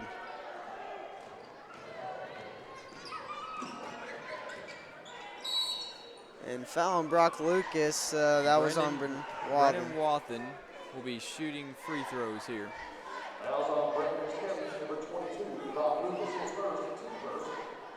Brendan Wathen comes in averaging 7.6 points per game, along with 3 rebounds. Very arching shot. And I was going to mention earlier, Kevin Foster, his shot, I didn't know he was shooting. I thought he was passing, and he had a different angle from when he was how he was shooting there. 5-1 now. Only made the first, and Kavion Mitchell throws it into a turnover. Euro step Blocked. blocked by Kavion Mitchell. Could have been called for a foul there, but they didn't. Yeah, I gotta say, that's a weird shot there by Kevin Foster, but maybe, like you said, he's definitely a three-point shooter. Hand up to Justin Shrewsbury. Brock Lucas thought about the three, gives it to Kavion. Kavion in the lane, no good. Isaac Seeger with the rebound and the finish. Good night already so far for Isaac Seeger. Already got 5 of Breck County's 7 points. Yeah, and I've liked Breckinridge County's pace so far tonight. Oh, and he Ethan slips up a Howard little bit. slips, and that is a travel. Yeah, I believe that's a good call right there by the referee. Whitesville Trinity is not the tallest team that we've played so far this year. First team that you can generally say we have a height advantage on.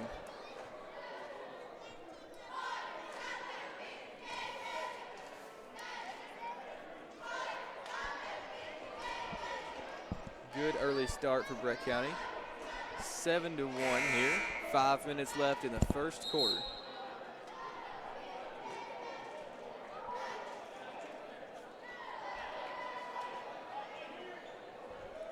Yeah, Kevin Foster, he's, I know you mentioned that he's definitely a three-point shooter. Yeah, well, he's 15 for 40. 40 attempts on the season already in 6 games for three-point shots. Not a very good field goal percentage of 37%, though. None of our players really compare to 40 attempts on the year. And a lob there to Justin Shrewsbury did not connect. That's going to be a turnover. I think there's some miscommunication there. That's already 2 turnovers on Kavion Mitchell.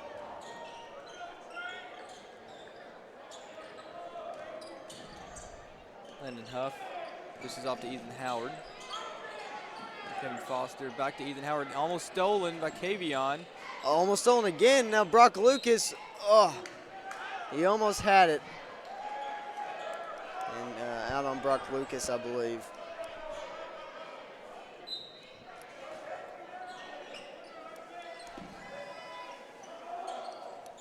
Kevin Foster for the deep three, and it's good.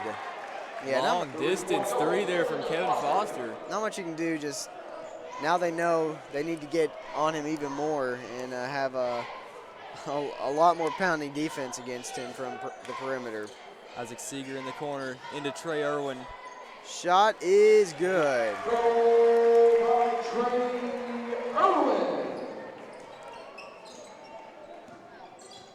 Yeah, coming into this game, Trey is only 5 for 17 from the field goal this year. And another deep three for Whitesville Trinity. That was Brendan Wathen. 9-7 now, much closer game in just 2 possessions.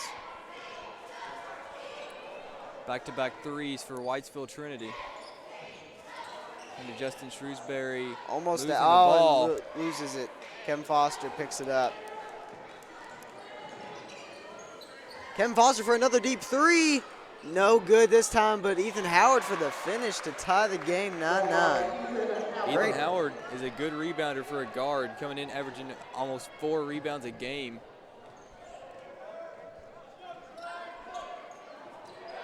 Brock Lucas in the corner, and it's good. Yeah, I definitely see Brock Lucas shooting those corner threes, and those are normally the ones he makes. Don't get to see him shoot a whole lot from other positions on the court, from the perimeter, that is. And turnaround jumper is good from Brendan Wathen. 12-11, very close to game. Thought this was going to be, thought the Tigers were going to get away here with 7-1, and after just a couple possessions. And nearly stolen there by Whitesville Trinity. Isaac Seeger in the corner. Contested three is good. Great night so far for Isaac Seeger. 8 points early for Isaac Seeger. Haven't seen much of this from him. And Kevin Foster for another three, no good. Left short. Kavion Mitchell driving in. Oh, no good. No foul was called. Caught the opponent backpedaling a bit, but just could not quite finish the transition layup. And loses it. Trey Irwin with the steal. Kavion in transition, and he's fouled on the play. Trey Irwin almost had the finishing dunk there. No good, though. Kavion Mitchell's going to the line now.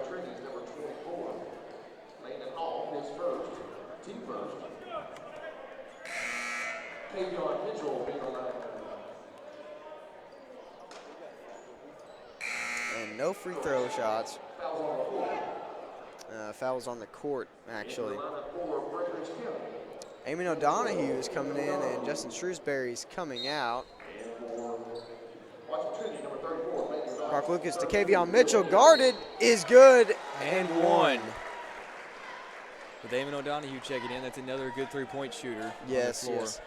That freshman definitely a great shooter, and definitely going to have a lot of potential in the upcoming years for Breckinridge County. Interesting to see that Kaysen Morris is no longer on the bench, so it looks like he's back in the locker room for now. Definitely hope he's going to get better. Definitely need him out here on the court. Kavion Mitchell converts the and one. His first 3 points of the night. 18-11 now. Number 32 for the shot, no good. And it hit the edge, the leg of number 24, Landon Hall, just as he was trying to get it out on I-6 Seeger. Talk about karma.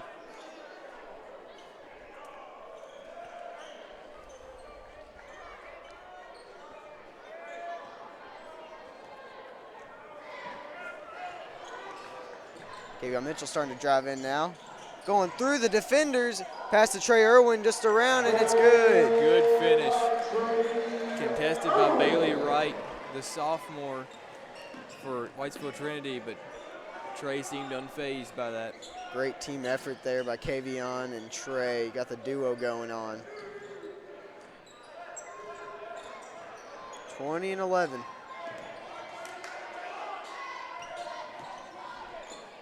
Good defense from Eamon O'Donohue, but rebounded by Whitesville. Blocked by Trey Irwin, and foul is on Trey Irwin. Patrick Critchlow, head coach, definitely a little upset. I think there's just a little tip on the ball. I believe Trey got him there. From this angle, it looked like he pretty much nailed him right in the face. Definitely got the wrist for sure, but Bailey Wright at the free throw line. Yeah, makes First one is good.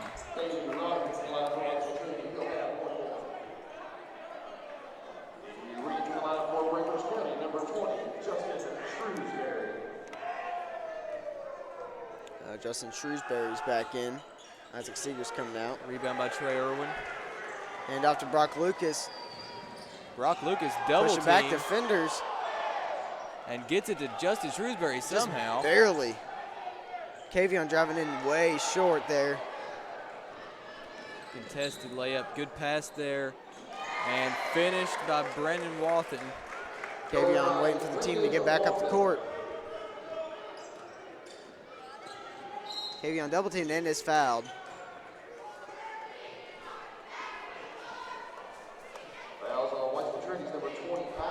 Approaching the end of the first quarter, 2014 Breck County. Yeah, this is a lot better game for the Tigers than against Hancock County. And Brock Lucas thought about the three. Pass to O'Donohue. No good on the three, but Trey Irwin with the rebound. Pass to Brock Lucas. No good. No good. Kavion Mitchell now. Back to Eamon O'Donohue. Thought about the three. Oh, and a travel is called. Travel. I don't know how good I saw it there, but I guess he did nudge up a little bit going in. And I don't believe the pep section likes it very much. I don't know if anybody really saw the travel there.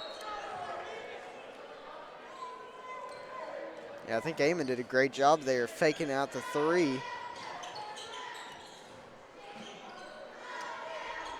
Almost at the end of the first quarter. Ethan Howard driving in, no good. And no good again. Eamon O'Donohue has the ball and is fouled. It's fouled by Landon Huff, the sophomore for Whitesville Trinity. Yeah, Landon Huff driving in there, trying to get the finish off, rimmed in and out. 7 seconds, Kavion's pushing. Double teamed. Trey Irwin. Thought about the three. Driving in, no good. So at the end of the first quarter, it's 2014 Breckinridge County. Very good game so far for Breckinridge. 20 and 14, a lot better than against Hancock County. But then again, Hancock County had a very slow-paced game. But right before we continue, we're going to take you to a quick commercial break. 'Twas the holiday season, and in your garage, a brand new John Deere. That's not a mirage. With 60 months financing at 0%, say happy holidays to money well spent. If additional offers are what you desire, visit your John Deere dealer before they expire. Now start up your engines and drive out of sight. New John Deere equipment for all, and to all a good night.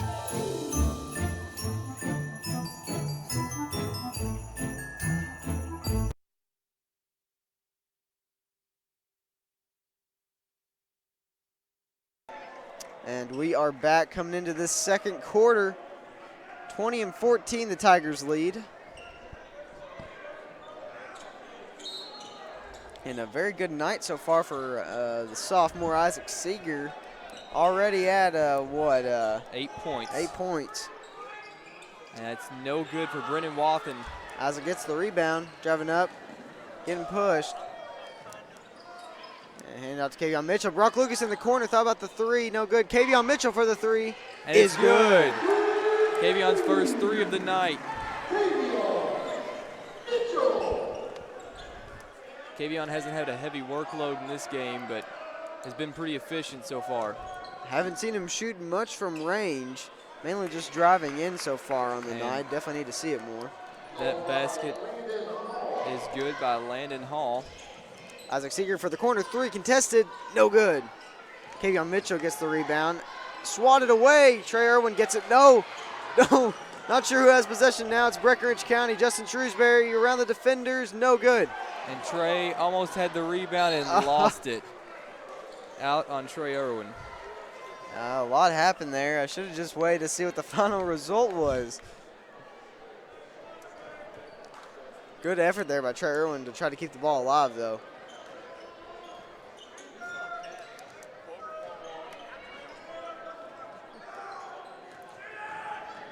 And the shot is good by Denver Dickens, the freshman.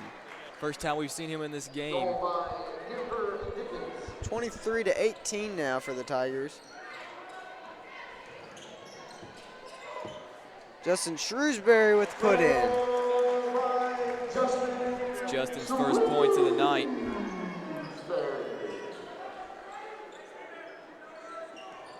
Denver Dickens with the ball.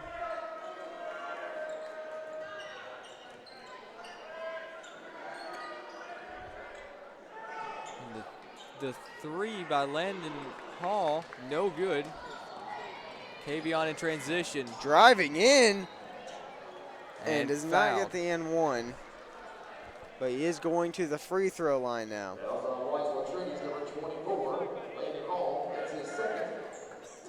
That was on the 24, Landon Hall. Kavion makes the first.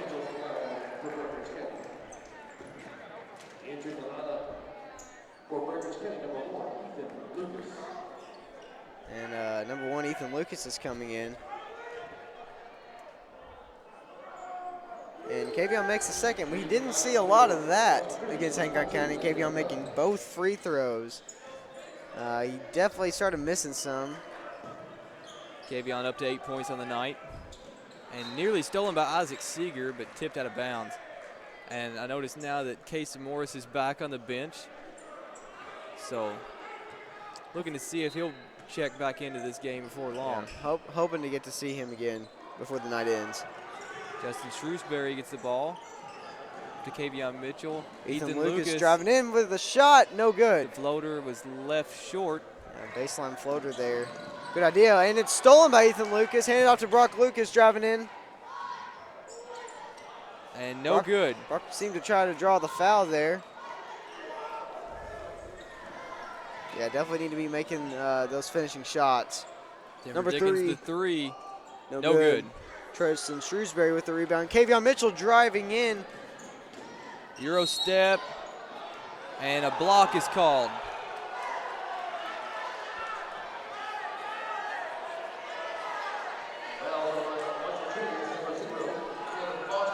Yeah, and I tell you what, we do not get to see Kavion. Whenever he is fouled, he never makes the shot to get the and one. It never happens. Well, I mean, it does. Come on, Cam.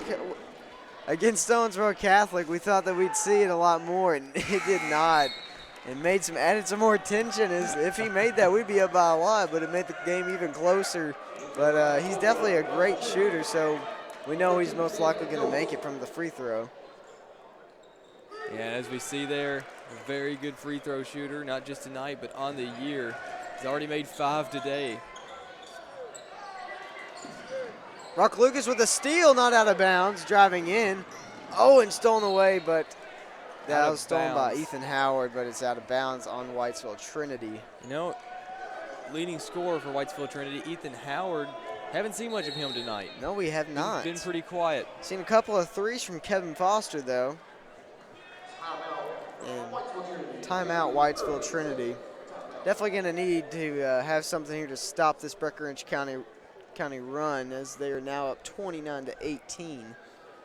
Yeah, And, this is already a much better game than we've seen from the Tigers this past year. They're starting off really strong, and their defense is being pretty good so far, better than what it has been.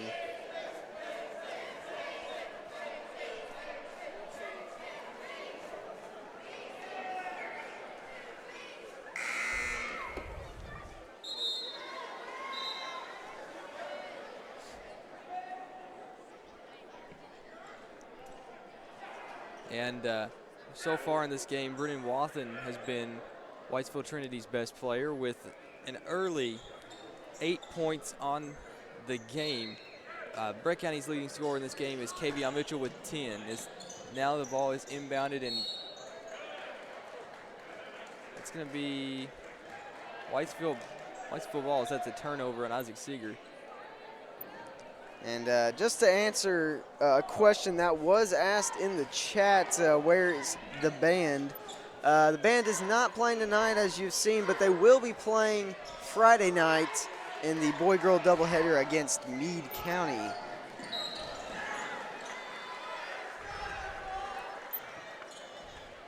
That foul was on number 3, Denver Dickens. His first, team 7. Kavion Mitchell, big line for Breckinridge County shooting 1 of the bonus. Kavion does not make the first. Kevin Foster. Kevin Foster in the corner, and the 3 is no good. Rebounded by Brock Lucas. In transition. Kavion for the 3. No good. Foul was on Denver Dickens, on to Ethan Lucas. Ethan will be shooting now. Haven't seen a lot of playing time for Ethan this year, but, Ethan is definitely a great player. He is a junior, and he's definitely a good defender and very aggressive on the court. But first free throw no good. And foul on Isaac Seeger, wrapped around there. These juniors and sophomores are really going to have to step up next year when the 4 seniors leave. Yeah, definitely. Going to be missing 3 very key players to this team, or 4 very key players to this team. Yeah, and including baseball for the Tigers, they're going to be missing out on what, 9 players? That's a whole starting lineup right there.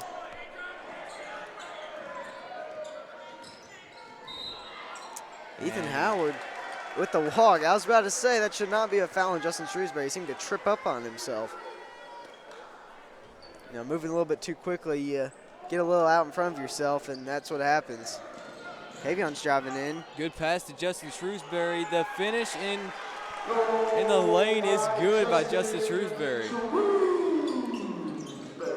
Don't know where that pass was intended for, but Kavion gets the steal, and the layup is good. 33-18, great lead for the Tigers. Whitesville Trinity hasn't scored in roughly 3 minutes or so. Denver Dickens in the lane is good. And as I say that, Denver Dickens goes in with the layup.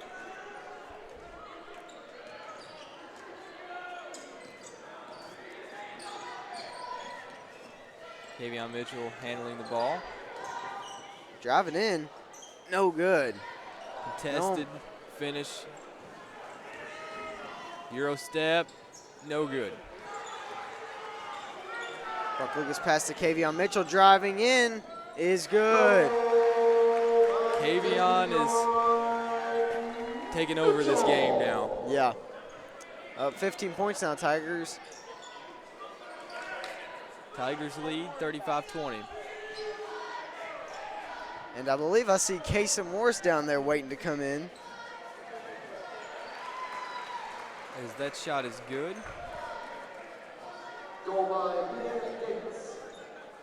And Tigers taking it a little bit slower now. Getting a good breath in.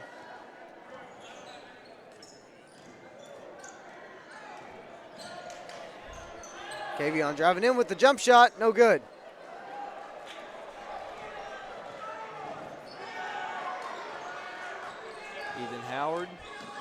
driving in, and that is good. Just his 4th point on the night, Ethan Howard, as Brett County calls the timeout. Yeah, they allowed a little bit of a push there by Whitesville Trinity. Definitely need to get the defense rolling again and making sure of these stops in the paint. Haven't seen Whitesville Trinity taking shots from the perimeter in the range for a while now. Breckinridge County, Kavion Mitchell, hasn't been too much passing going on. He's been kind of a Kobe Bryant right now, taking control, but it's definitely paying off as the Tigers are up 35-24. And speaking of the chat, the Picketologist is back. Dean, I know you want to insult my Cowboys. I know they're bad. I mean, not just your Cowboys, my Cowboys. I know they're bad. It's fine. Hey, they beat the Rams, okay?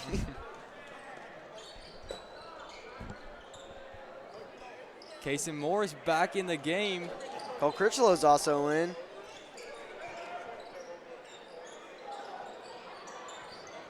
And off to Cole Critchlow. Finds Brock Lucas for the 3. No good. No good. Whitesville Trinity with the rebound. Good deep pass to Kevin Foster. Cole Critchlow slid in out of nowhere there. Brock Lucas taking a little bit slow now. Not typical for Brett County to want to slow the pace, but a couple players might be getting kind of gassed out there. Brock Lucas and Kavion Mitchell haven't come out in a very long time. Brock for the jumper 3 at the baseline is good. Good mid-range jumper there for Brock.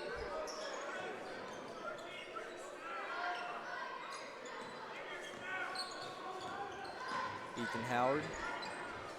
Good defense there by the Tigers. Not allowing anything in. Kevin Foster for the put-up 3 is good. Okay. Did not see that coming. I think the further away he is, the better he is at shooting. I did not expect a shot right there. That was just a... His 2 made threes have been from 30 feet. His form, I swear, it is one of the most unique shots I've seen, as it looks like he's about to pass the ball, and then there it goes right into the basket. He bought the shoot like Sean Marion kit. Tigers only up by 10 now, 20 seconds left in the first half. For the 3, no good. That was by number 14, Brandon Wathen. And I believe they're going to get Landon Huff with the foul on that. Yeah, they do. Landon Huff, the lone underclassman for the starters on Whitesville. 4 seniors in the starting lineup, and then Landon Huff, the sophomore. Kavion Mitchell's coming out. Justin Shrewsbury in, and Ryan Christ is in for Cole Critchlow. Haven't seen too much of Ryan this season for the varsity Tigers. I believe Ryan was dressed in the last game. I don't believe so, but he was on the bench. And I believe there was a JV game here last night, if I'm not mistaken, or a freshman game. I'm not really sure as to what it was. I don't know what I assume the Tigers won. Last time I had checked, they were up by quite a bit. Brock Lucas makes both free throws. 6 seconds.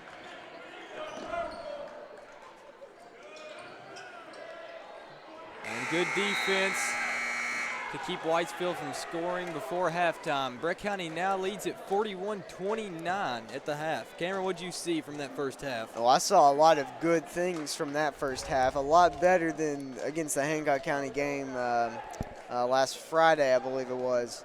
Yeah, the Tigers definitely noticed that they've had a much different change of pace, as they've really gotten a lot quicker as to how they've been moving, and I think that's really paid off, as they're up at 41 points now, and it's just at the half. And last game against Hancock County, they scored 56 points in full time.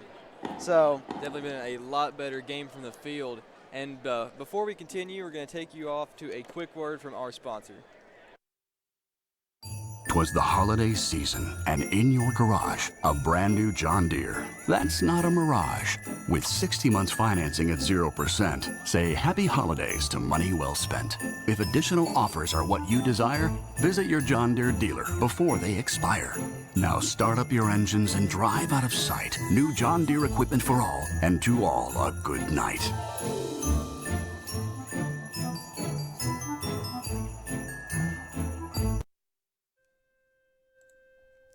Emptiness.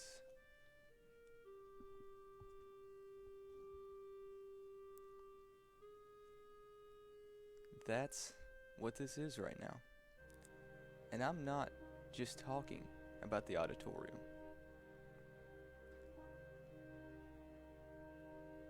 Here at Breck Live, we have space for a commercial. Your very own commercial. Kobe.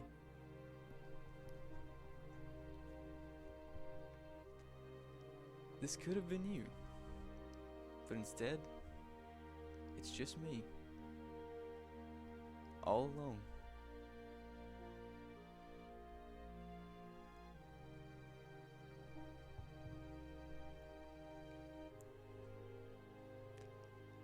And I just want to go home.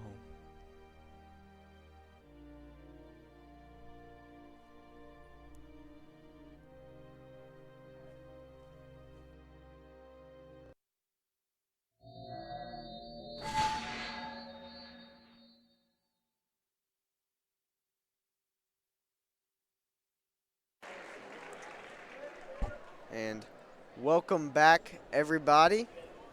Earlier on, we got a chance to catch up with senior cheerleader Olivia Dow, and we'll send you off to that.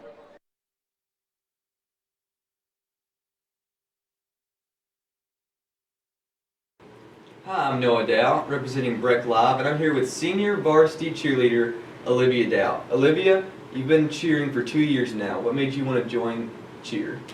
Definitely seeing all the friendships and just the overall dedication in the sport. I just wanted to be a part of it, and I'm really glad I am. And speaking of that team camaraderie, recently found out that the cheer team finished 4th in a recent competition in Owensboro. What did that mean to you all? It meant everything to us because we've worked so hard over the summer, and just it was really a great competition, and I'm really proud of us cheerleaders. And now that we're in basketball season, how does cheering at basketball games differ from cheering at football games? Definitely the crowd involvement. I enjoy both games, but overall I really like basketball. And speaking on basketball here, last year had a great season. How do you think this team compares to last year? We can definitely see the effort that the seniors are putting now, and I think they're trying to pick up the slack, and I don't know, overall I'm really proud of our team this year. All right. Well, that's all the time we have for now. Thank you, Olivia. Thank you. Welcome back. 6 minutes until second half starts. So, well, early on in this game, we're having a standout performance from Kavion Mitchell. yes. 16 points at the half. That's a good game. Kavion didn't have 16 points all of last game. He had 14 against Hancock County. So he's having a great game today. Yeah, and it's not just him. It's a whole improvement on the team that we have seen. Tigers definitely making strong pushes tonight, and that's definitely what is going to need to happen more often if they want to succeed, like we know they can. This Tiger team is definitely a top region team. I'm not sure as to what they were ranked by Homer's Radio earlier this week, but I can check. In my opinion, I'd have Breck County either second or third in the region, depending on where you want to rank Owensboro Catholic after the loss to Breck County. I believe before the Hancock County game, they were ranked third in the third region. Of course, we don't always trust homers with their ranking Apollo 7th to start the year. Oh, we won't say that. We won't say it out loud. That was interesting. Sometimes I wonder about homers. Right now, Breck is actually ranked 4th in the region. I believe they bumped down from last week. Yeah, Breck last week was 3rd in the region. They bumped him down after that Hancock County game, probably because not a very stellar performance from the Tigers. Who'd they move up to 3rd? I believe Muhlenberg. I will check again. Yeah, Muhlenberg is 3rd. Owensboro, of course, is number 1. Owensboro is going to be a powerhouse and Ohio team. County has also been phenomenal this year so far. They have, from what I've seen of their scores, they have been dominating. Then Muhlenberg, Breck County Catholics have been bumped down to 5. They were top 3 at the beginning of the year, I believe. Butler County 6, McLean 7, Grayson 8, Davis County 9, and Whitesville Trinity 10. I think it's going to be interesting when Breck County plays Ohio County and Muhlenberg, because I'm not sure how much I agree with those rankings. I don't know.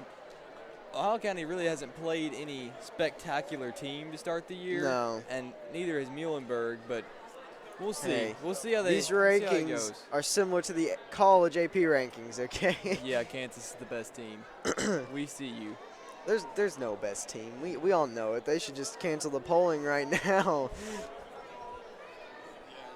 3 minutes to go until we start the second half. Definitely hoping to see the Tigers take flight tonight, as they're already up by 12.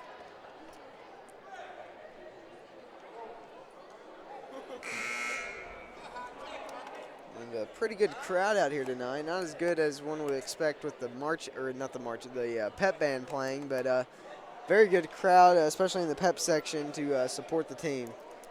Pretty large crowd from Whitesville tonight. A lot of them showed up here. And it appears Homer Graven showed out tonight to support the Fighting Tigers. What a legend. He is a legend. Breck County legend. 2 minutes to go. Tigers and Trinity making their way back out.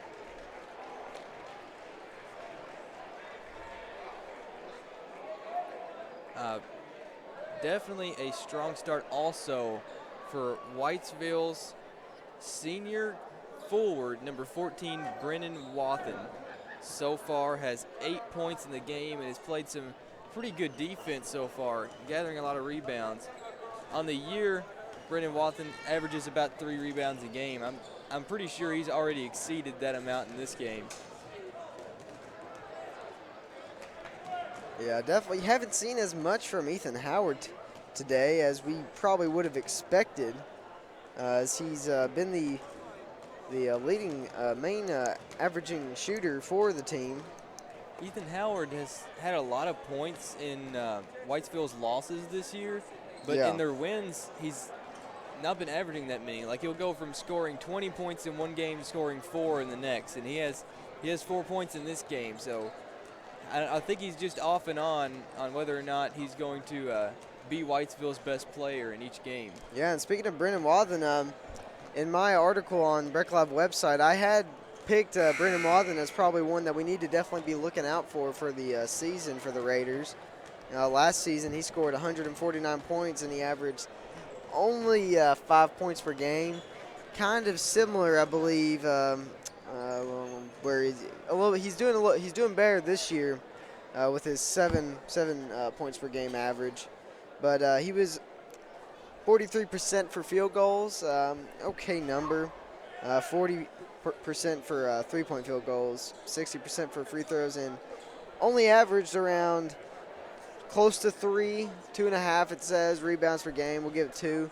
But he's improving this year with a number of 3 rebounds per game. So that's definitely improved a lot more since last year. And glad to see that we're going to have Casey Morris back for the rest of this game. Yeah. He missed most of the first half due to a shot to the eye. We believe so, yeah. Yeah, and the starters are back out. I hope Casey Morris doesn't get hurt again within 30 seconds of this starting second quarter. I mean, he had time enough to get 2 points on the board, so he's not held scoreless. That's good enough.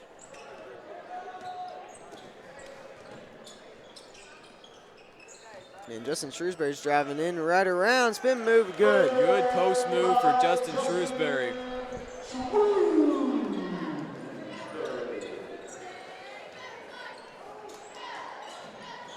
Shot by Landon Hall, no good. Rebounded by Kavion Mitchell, driving in. Quick tempo going on here.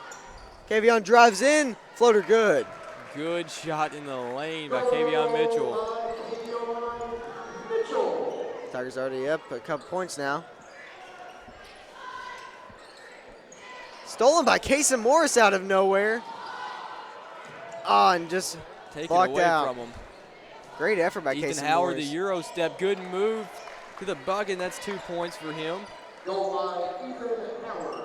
And slowing it down again.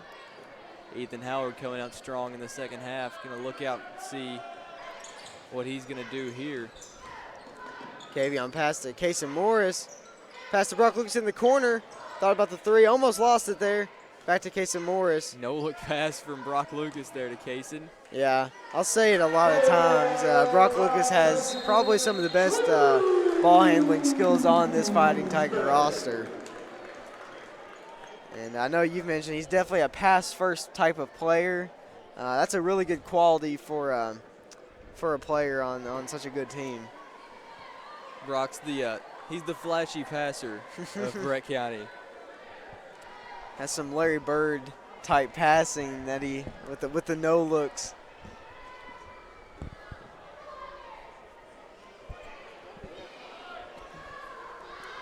And before the game started, you handed me a piece of paper, and it says medical fact. This is what choking looks like, and the picture is a photo of Clayton Kershaw. And many may not know, but I am probably one of the few Dodgers fans here at this school, and they hurt me on a personal level, Noah. I mean, it's part of the notes, Cameron. We can't teach our children to choke like the Dodgers. Listen, I won't go into it right here, but I do agree with you. I do agree with you on Clayton Kershaw, but I won't go full into it on this basketball game. Now, some of us choke in the World Series, and then some of us choke in the divisional series. I mean, it's all the same. Is it though? And blocked by Justin Shrewsbury. And Rebounded by Brock. Almost lost the ball. Good pass to Isaac Seeger. Almost stolen there though. Brock for the three is good. Don't see a shot right there from Brock Lucas a lot. That's made anyway. Brock's second three of the game. I believe he's 2 for 4 in the night. And the one foul on Isaac Seeger. That's for Brandon Wathen, a player we were just talking about a couple minutes ago.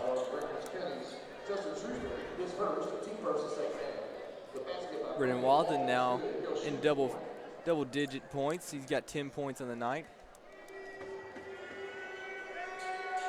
And make that 11. Breck is now up by 16 points.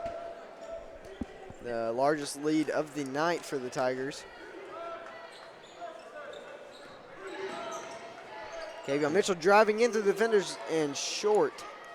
Probably should have looked around, find another shooter there. And Brock Lucas draws the charge. Great job. Smart play by Brock Lucas there. Ethan Howard almost thought he had an and one there for a second. Luckily, Brock was set and drew the charge. Yeah, and that's the thing about this court. There's no line indicator to show if it's going to be a charge or not, if it's in. Kavion Mitchell, mid-range jumper. Kavion's got 20 now. Kicked by, I believe, Kason Morris or Isaac Seeger. Trey Irwin is coming in for Justin Shrewsbury. Number 42, Trey Irwin.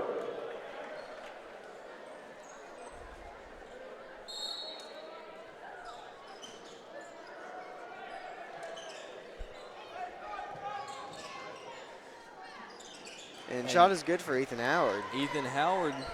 Right over Trey Irwin. Starting to hear Ethan Howard's name a lot more early in the second half. Up to 8 points now in the night. Pass to Isaac Seeger. Strong pass by Brock Lucas. Casey Morris for the three. It's good. What a dead-eye shooter Casey Morris is. Rarely see him miss from range. Casey Morris 8 for 14 3-pointers on the year. That was lost by, I believe, Kevin Foster, picked up Isaac Seeger. And Kavion tried going around behind his back, but he loses it. Casey Morris catches up, good defense. Floater almost good. Kavion driving in. Quick tempo going for the Tigers. Pass to Trey Irwin driving in. Oh, and he falls. And no foul called. No foul was called in that play. And good sportsmanship by Denver Dickens over there helping Trey Irwin up. Always like to see that from high school players.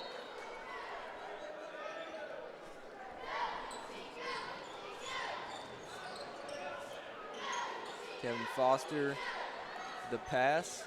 After that pass, I didn't know if he was trying to go for a shot or not. Fouls on Trey Irwin. And it's going to be Will Edge, the senior, at the line.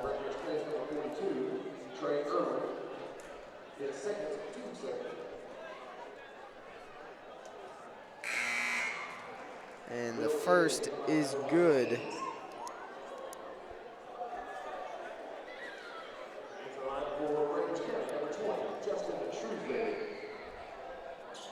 The second would be no good. Rebounded by Kavion Mitchell.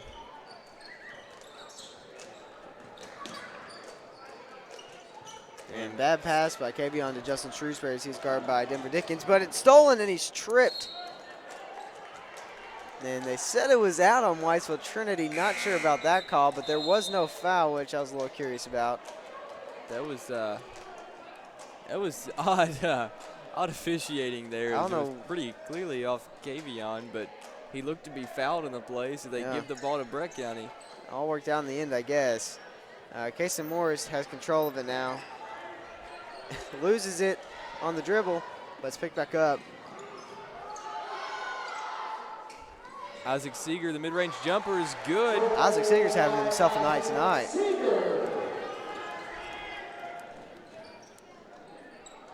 Denver Dickens sliding right through Justin Shrewsbury and Trey Irwin.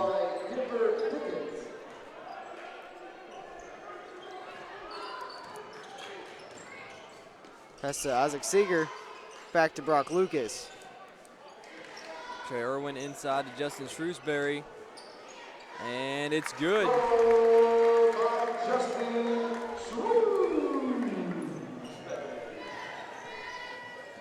And Denver Dickens lost it there. Casey Morris is leading now. Oh, he trips up. And there are just no fouls being called in this game right now. And finally a foul is called. Thought they might call one on Justin Shrewsbury. His hands were kind of over top of Denver Dickens. Not what they teach you. They teach you to keep the hands straight up. Because you never know if a ref is, if the hands just tilted just a tiny bit, the refs can call the foul. At the line, Landon Huff hits the first. Breck County now has Kavion at 20 points, Isaac at 10, Brock at 10, Justin at 8. That's some good numbers so far, especially for the third quarter. Second's good.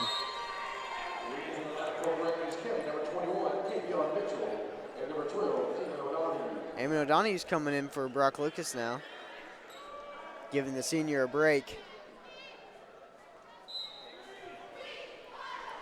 Whitesville using their press to the full extent now.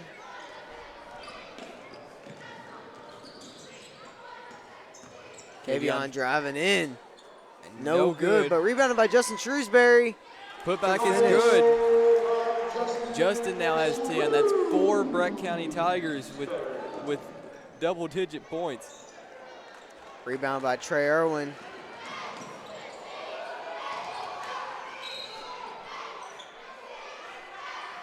Fouls on 31, 32, Will Edge. Tigers are up by 20 points, 61-41. Great lead for the Tigers.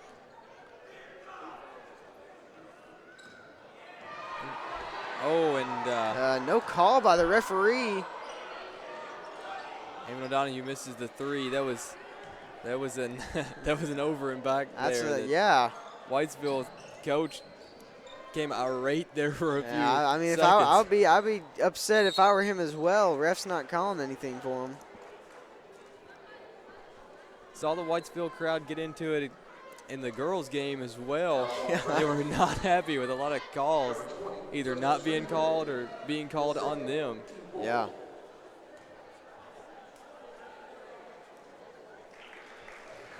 And the first is good for Landon Huff. Brock Lucas coming in for Isaac Seeger. Brock didn't have long to wait before checking back into the game. Nope.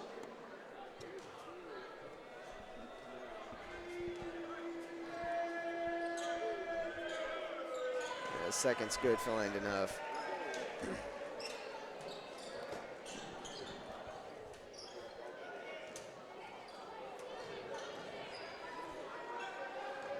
Eamon O'Donohue with the ball. This is off to Kavion Mitchell. The floater is good. Kavion Mitchell starting to get a lot of those down pat now.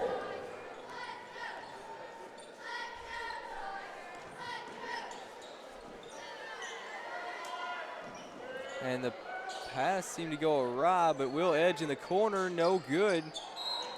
I was waiting for the foul there on Kavion Mitchell, but it was eventually called. Fouls on Whitesville Trinity's number 24.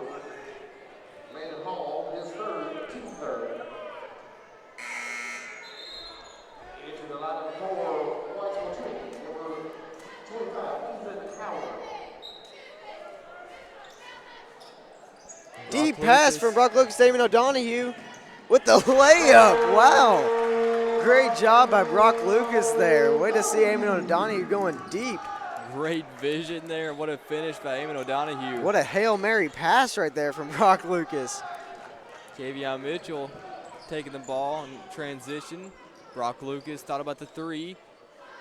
Justin Shrewsbury's double teamed and loses the ball. Ethan Howard with the ball. And he finds Landon Huff for the two. Back to Brock Lucas.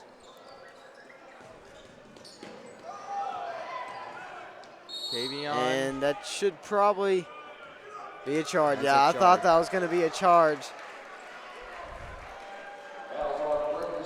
That's on Kavion Mitchell. And Kason Morris is coming in for Justin Shrewsbury now.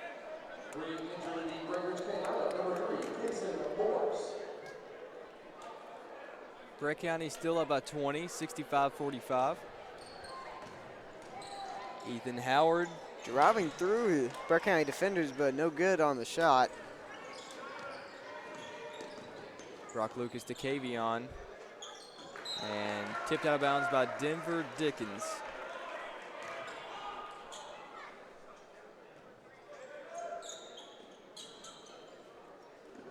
Almost over and back again. Way to keep his feet in there.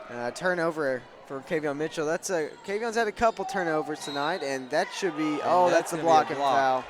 I believe that's the right call by the refs. Kavion seemed to be a little bit too far out for that. But I mentioned it earlier. We definitely need a line like college basketball does. I don't know if haven't been to too many different courts for high school, but if it's just ours or not. But definitely need to see something. Once it's a rule, I don't even know. I can't remember what the line's called. It's pretty new. But if you're inside of it, it's always going to be a block. It cannot be a charge. And couldn't tell on right there. A lot of players there couldn't get a good clear shot of what that probably should have been called.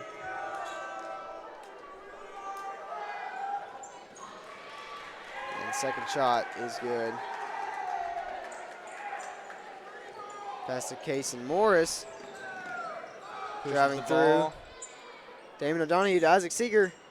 Baseline jumper, no good. Good look for Isaac Seeger there. And Will number Edge 32, in the corner. No good. In and out, but finished by Denver Dickens. Denver Dickens has started to show out some more in this third quarter, late third quarter. Good move by Brock Lucas to Casey Morris, and the shot's good. Wow, Casey Morris is just locked on.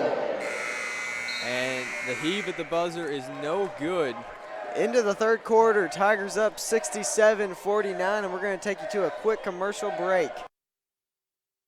'Twas the holiday season, and in your garage, a brand new John Deere. That's not a mirage.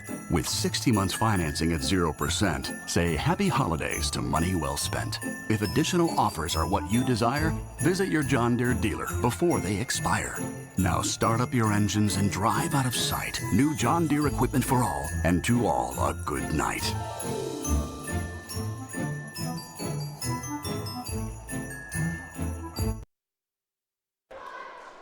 And welcome back here as the fourth quarter is about to get underway. Cameron, it's been a lot better game. I feel like Yes, you're relieved. I'm very relieved. Watching that Hancock County game, I was tensed up. I was just sitting here not knowing what to think of what was happening. Tigers taking it very slow, not something you see from the Tigers a lot, but this game, definitely a lot quicker tempo. And, I mean, as I said, the faster you're going, the more points you're going to score. They've scored 67 points tonight so far. On pace for 88. Hopefully we'll see. We'll see. Definitely a high-scoring game, though, for the Tigers. Denver Dickens with the ball, stolen by Kavion Mitchell. And he's going to be fouled by Ethan Howard. Not sure how many fouls Ethan Howard has tonight. I was about to say that. I'm pretty sure he's about to be in foul trouble.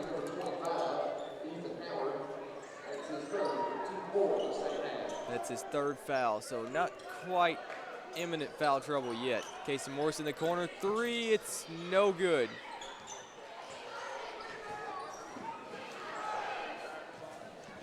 Ethan Howard. Pass. Kevin Foster, three's no good. Maybe he should have been a little deeper there to make that shot. Ethan Howard with the two, that gives him 10 points on the night. He's approaching his average of 11. Isaac Seeger to Kavion Mitchell. Kavion's driving in with the put in is good. Kavion up to 24.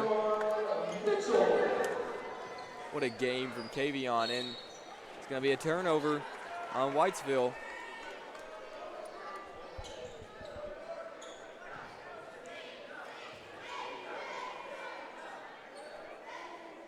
And slowed pace now, and now he's picking it back up. Kavion's just driving in now. And Justin Shrewsbury might get it. No, Denver Dickens driving in for the layup.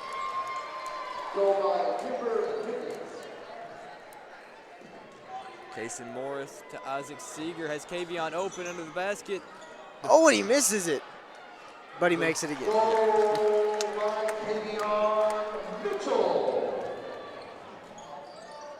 Kavion flew there. That's exactly how you want your best player to play. Full effort. Full effort all of the time. Isaac Seeger, the three is good. Have a day, Isaac Seeger.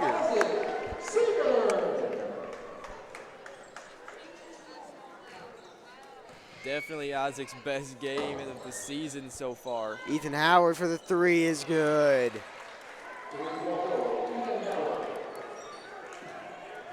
Ethan Howard finally starting to show us why he's...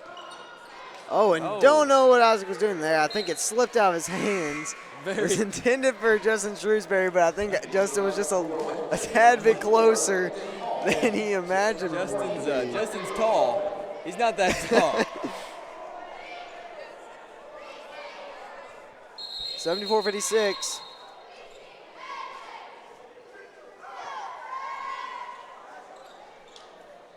And Landon Huff, I believe, is coming out. Yeah, they had too many players on the court there.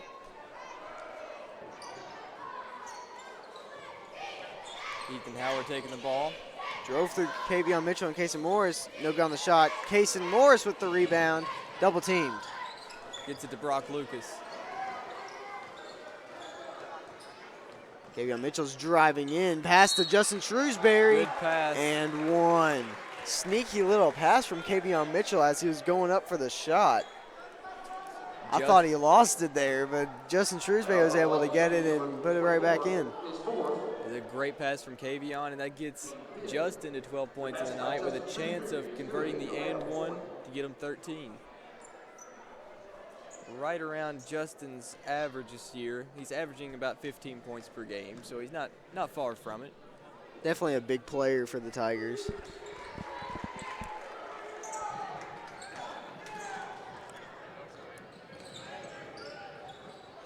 Tigers up by 21 tonight.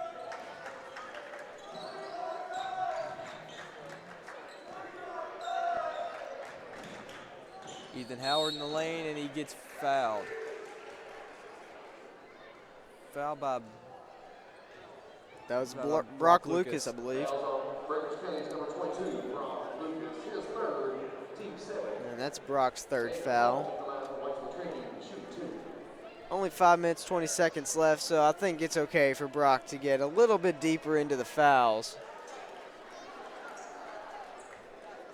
And Landon Hall is the free throw shooter as he hit the first and he made the second as well.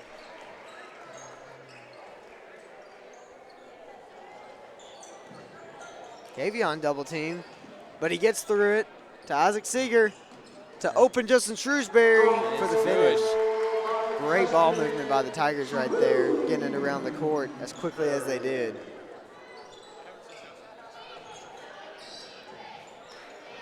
Landon Hall to Ethan Howard.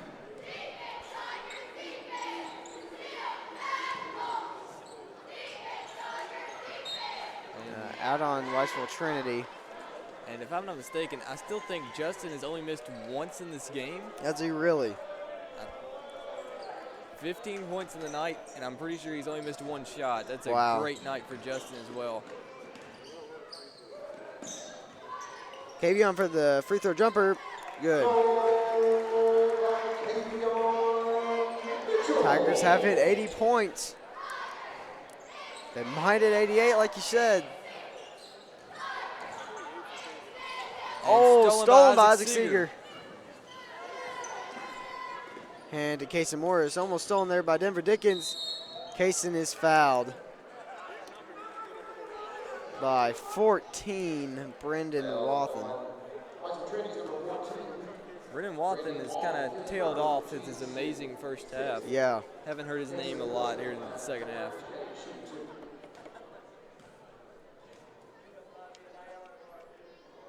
Kaysen Morris makes the first.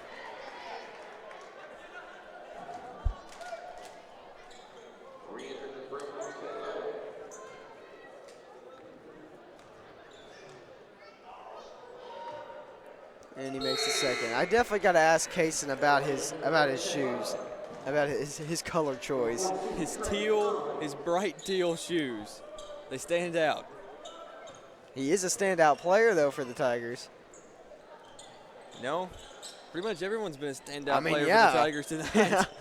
Kavion Mitchell, Justin Shrewsbury, Brock Lucas, Isaac Seeger. Denver Dickens in the lane. No good rebound by Trey Irwin. Trey Irwin's had a great defensive night tonight, I imagine. Isaac Seeger the three, no good. Looked like he rushed it a bit.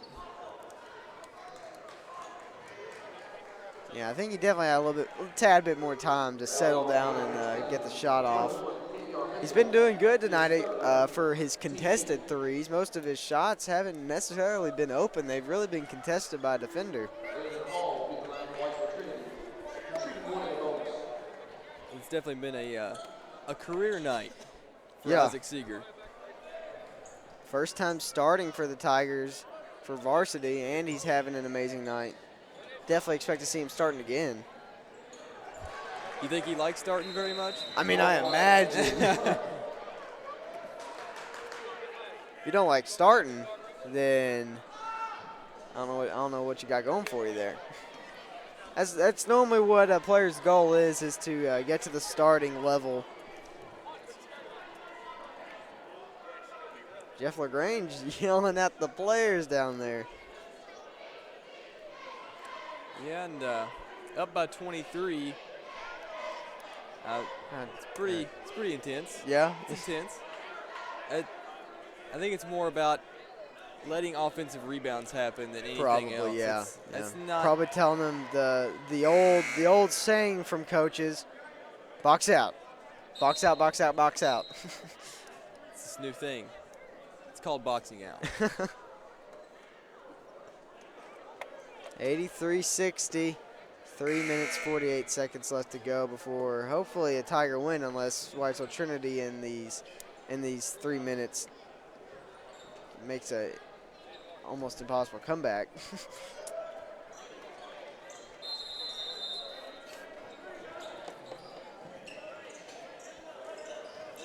And up to Kavion Mitchell, double team. Brock Lucas gets through. Oh, almost did the splits there. That was almost scary to watch, to be honest.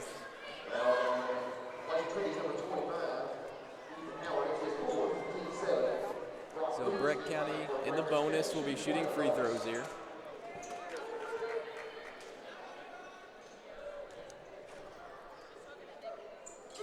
Okay, Brock misses the first and the free throw. Still 83-60. Denver Dickens for the contested three, no good. Rebounded by Justin Shrewsbury. Oh, and ripped away. Ethan Howard, no good. Left the floater very short there. Kason Morris coming in for Isaac Seeger. All right, Kason Morris. One more point, and Breck County will have all five starters with 10 or more points. Oh my goodness. Wow, what a night. Let's go, Brock. Get it off to Kason.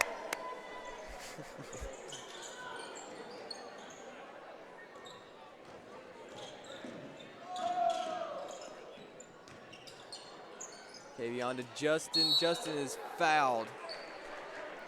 Oh, and while we're on milestones, 2 points away from Kavion getting 30.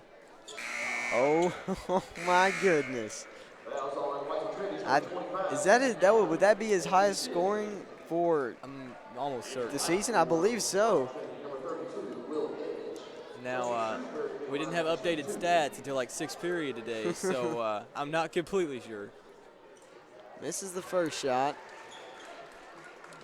Tigers haven't scored in a couple minutes.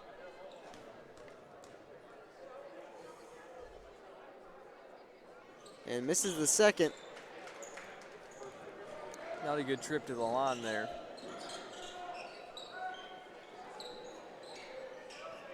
And Three's the no air good. ball three, Landon Hall. Brock Lucas driving into Trey Irwin. And back to Brock Lucas.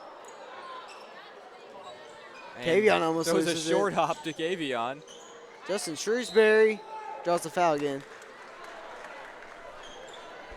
Good job by Kavion just to stop that ball from going out of bounds. It Yeah. was not the best pass. Cole Proctor and Ron Christ are set to check in this game.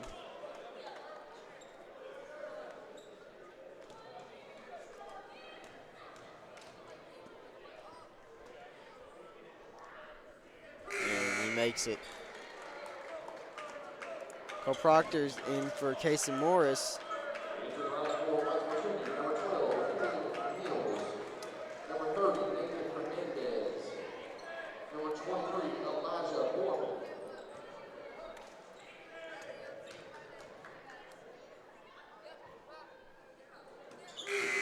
We haven't seen a lot of varsity appearance for Cole Proctor.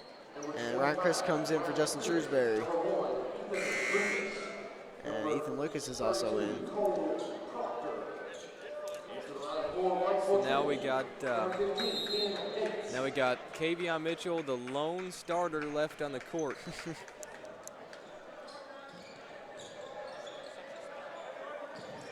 Good defense, Ethan Lucas. Yeah, I've mentioned he's a very aggressive defender. And turnover on, I believe that's number 30, Nathan Hernandez, the freshman. And Cole Critchlow checking in for Kavion Mitchell. So no starters in right now.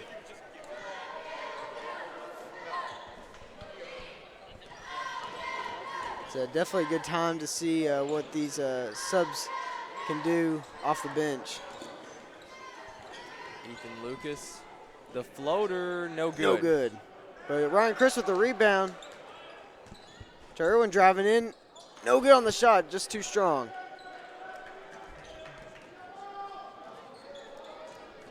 Tigers have about 25 with 2 minutes to go.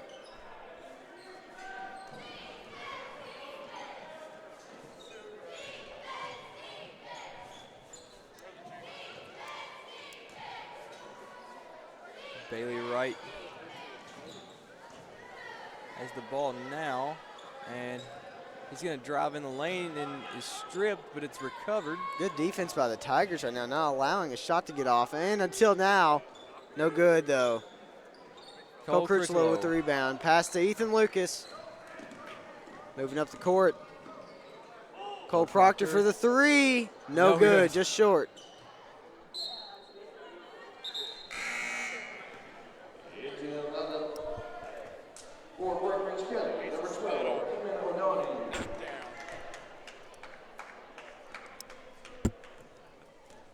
So a little over 1 minute remaining in this game.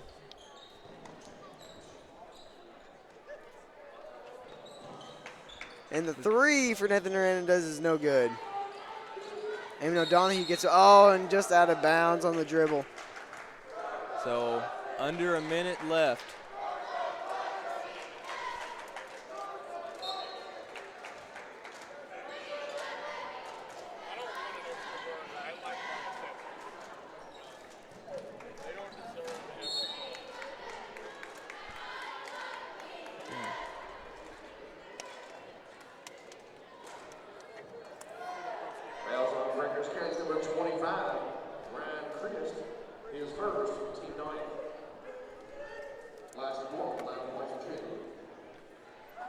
Free throw is good.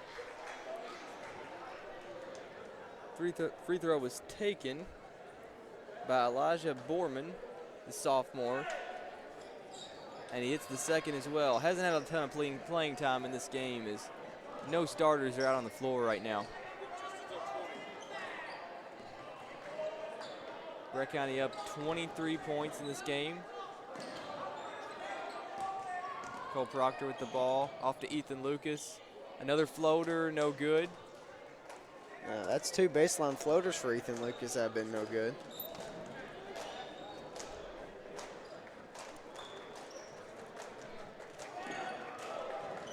And Whitesville Trinity almost lost the ball, but handled and shot no good by Bailey Wright.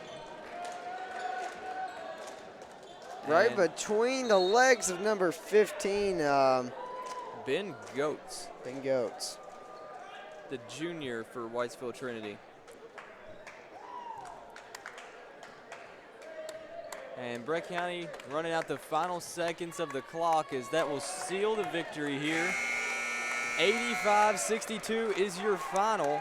Breck County with a solid win over Whitesville Trinity. Great win, and a great way to enter into Friday night's game against Meade County. Big rival game. Make sure to tune in for that.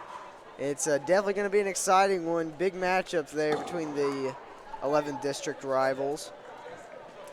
Yeah, and it's going to be a great game to look forward to. And stick around, as we're going to have a post-game interview with Justin Shrewsbury coming up.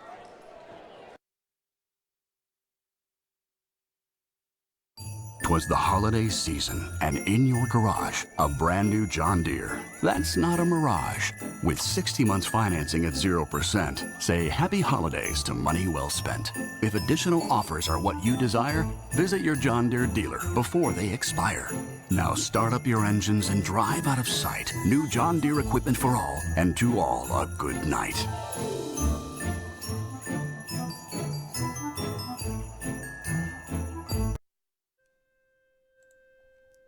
Emptiness.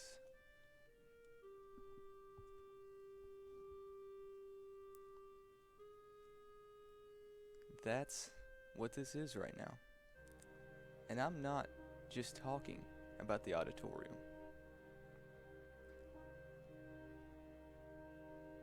Here at Breck Live, we have space for a commercial. Your very own commercial. Kobe.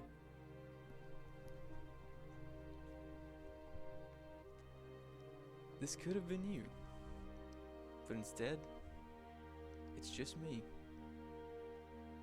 all alone.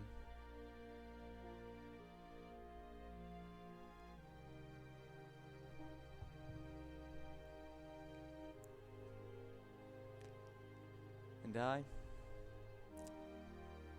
just want to go home.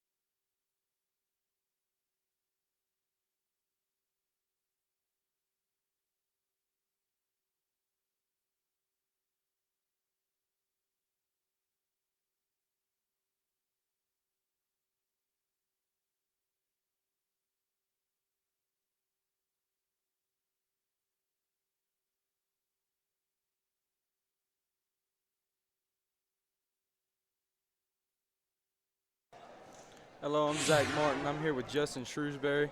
How you doing? Good. Sorry to get you so late at night. You just got out of game, and so you scored 18 points tonight. How'd it feel? It felt pretty good. We came out a little sluggish and weren't clicking on defense, but we cleaned it up a bit and got a good win. That's good. That's good. So, how do you feel about this Friday coming up against Meade County, our rivals? It's going to be a tough one. They always bring it, big rivalry, and we just got to be ready to play. All right, all right. And we also want to know how the season's been going for everybody, and including yourself. I think it's been going pretty well. We're just trying to prove a lot of people wrong and see what we can do. That's great. Thank you, everybody. And this is Justin Shrewsbury. I'm Zach Martin.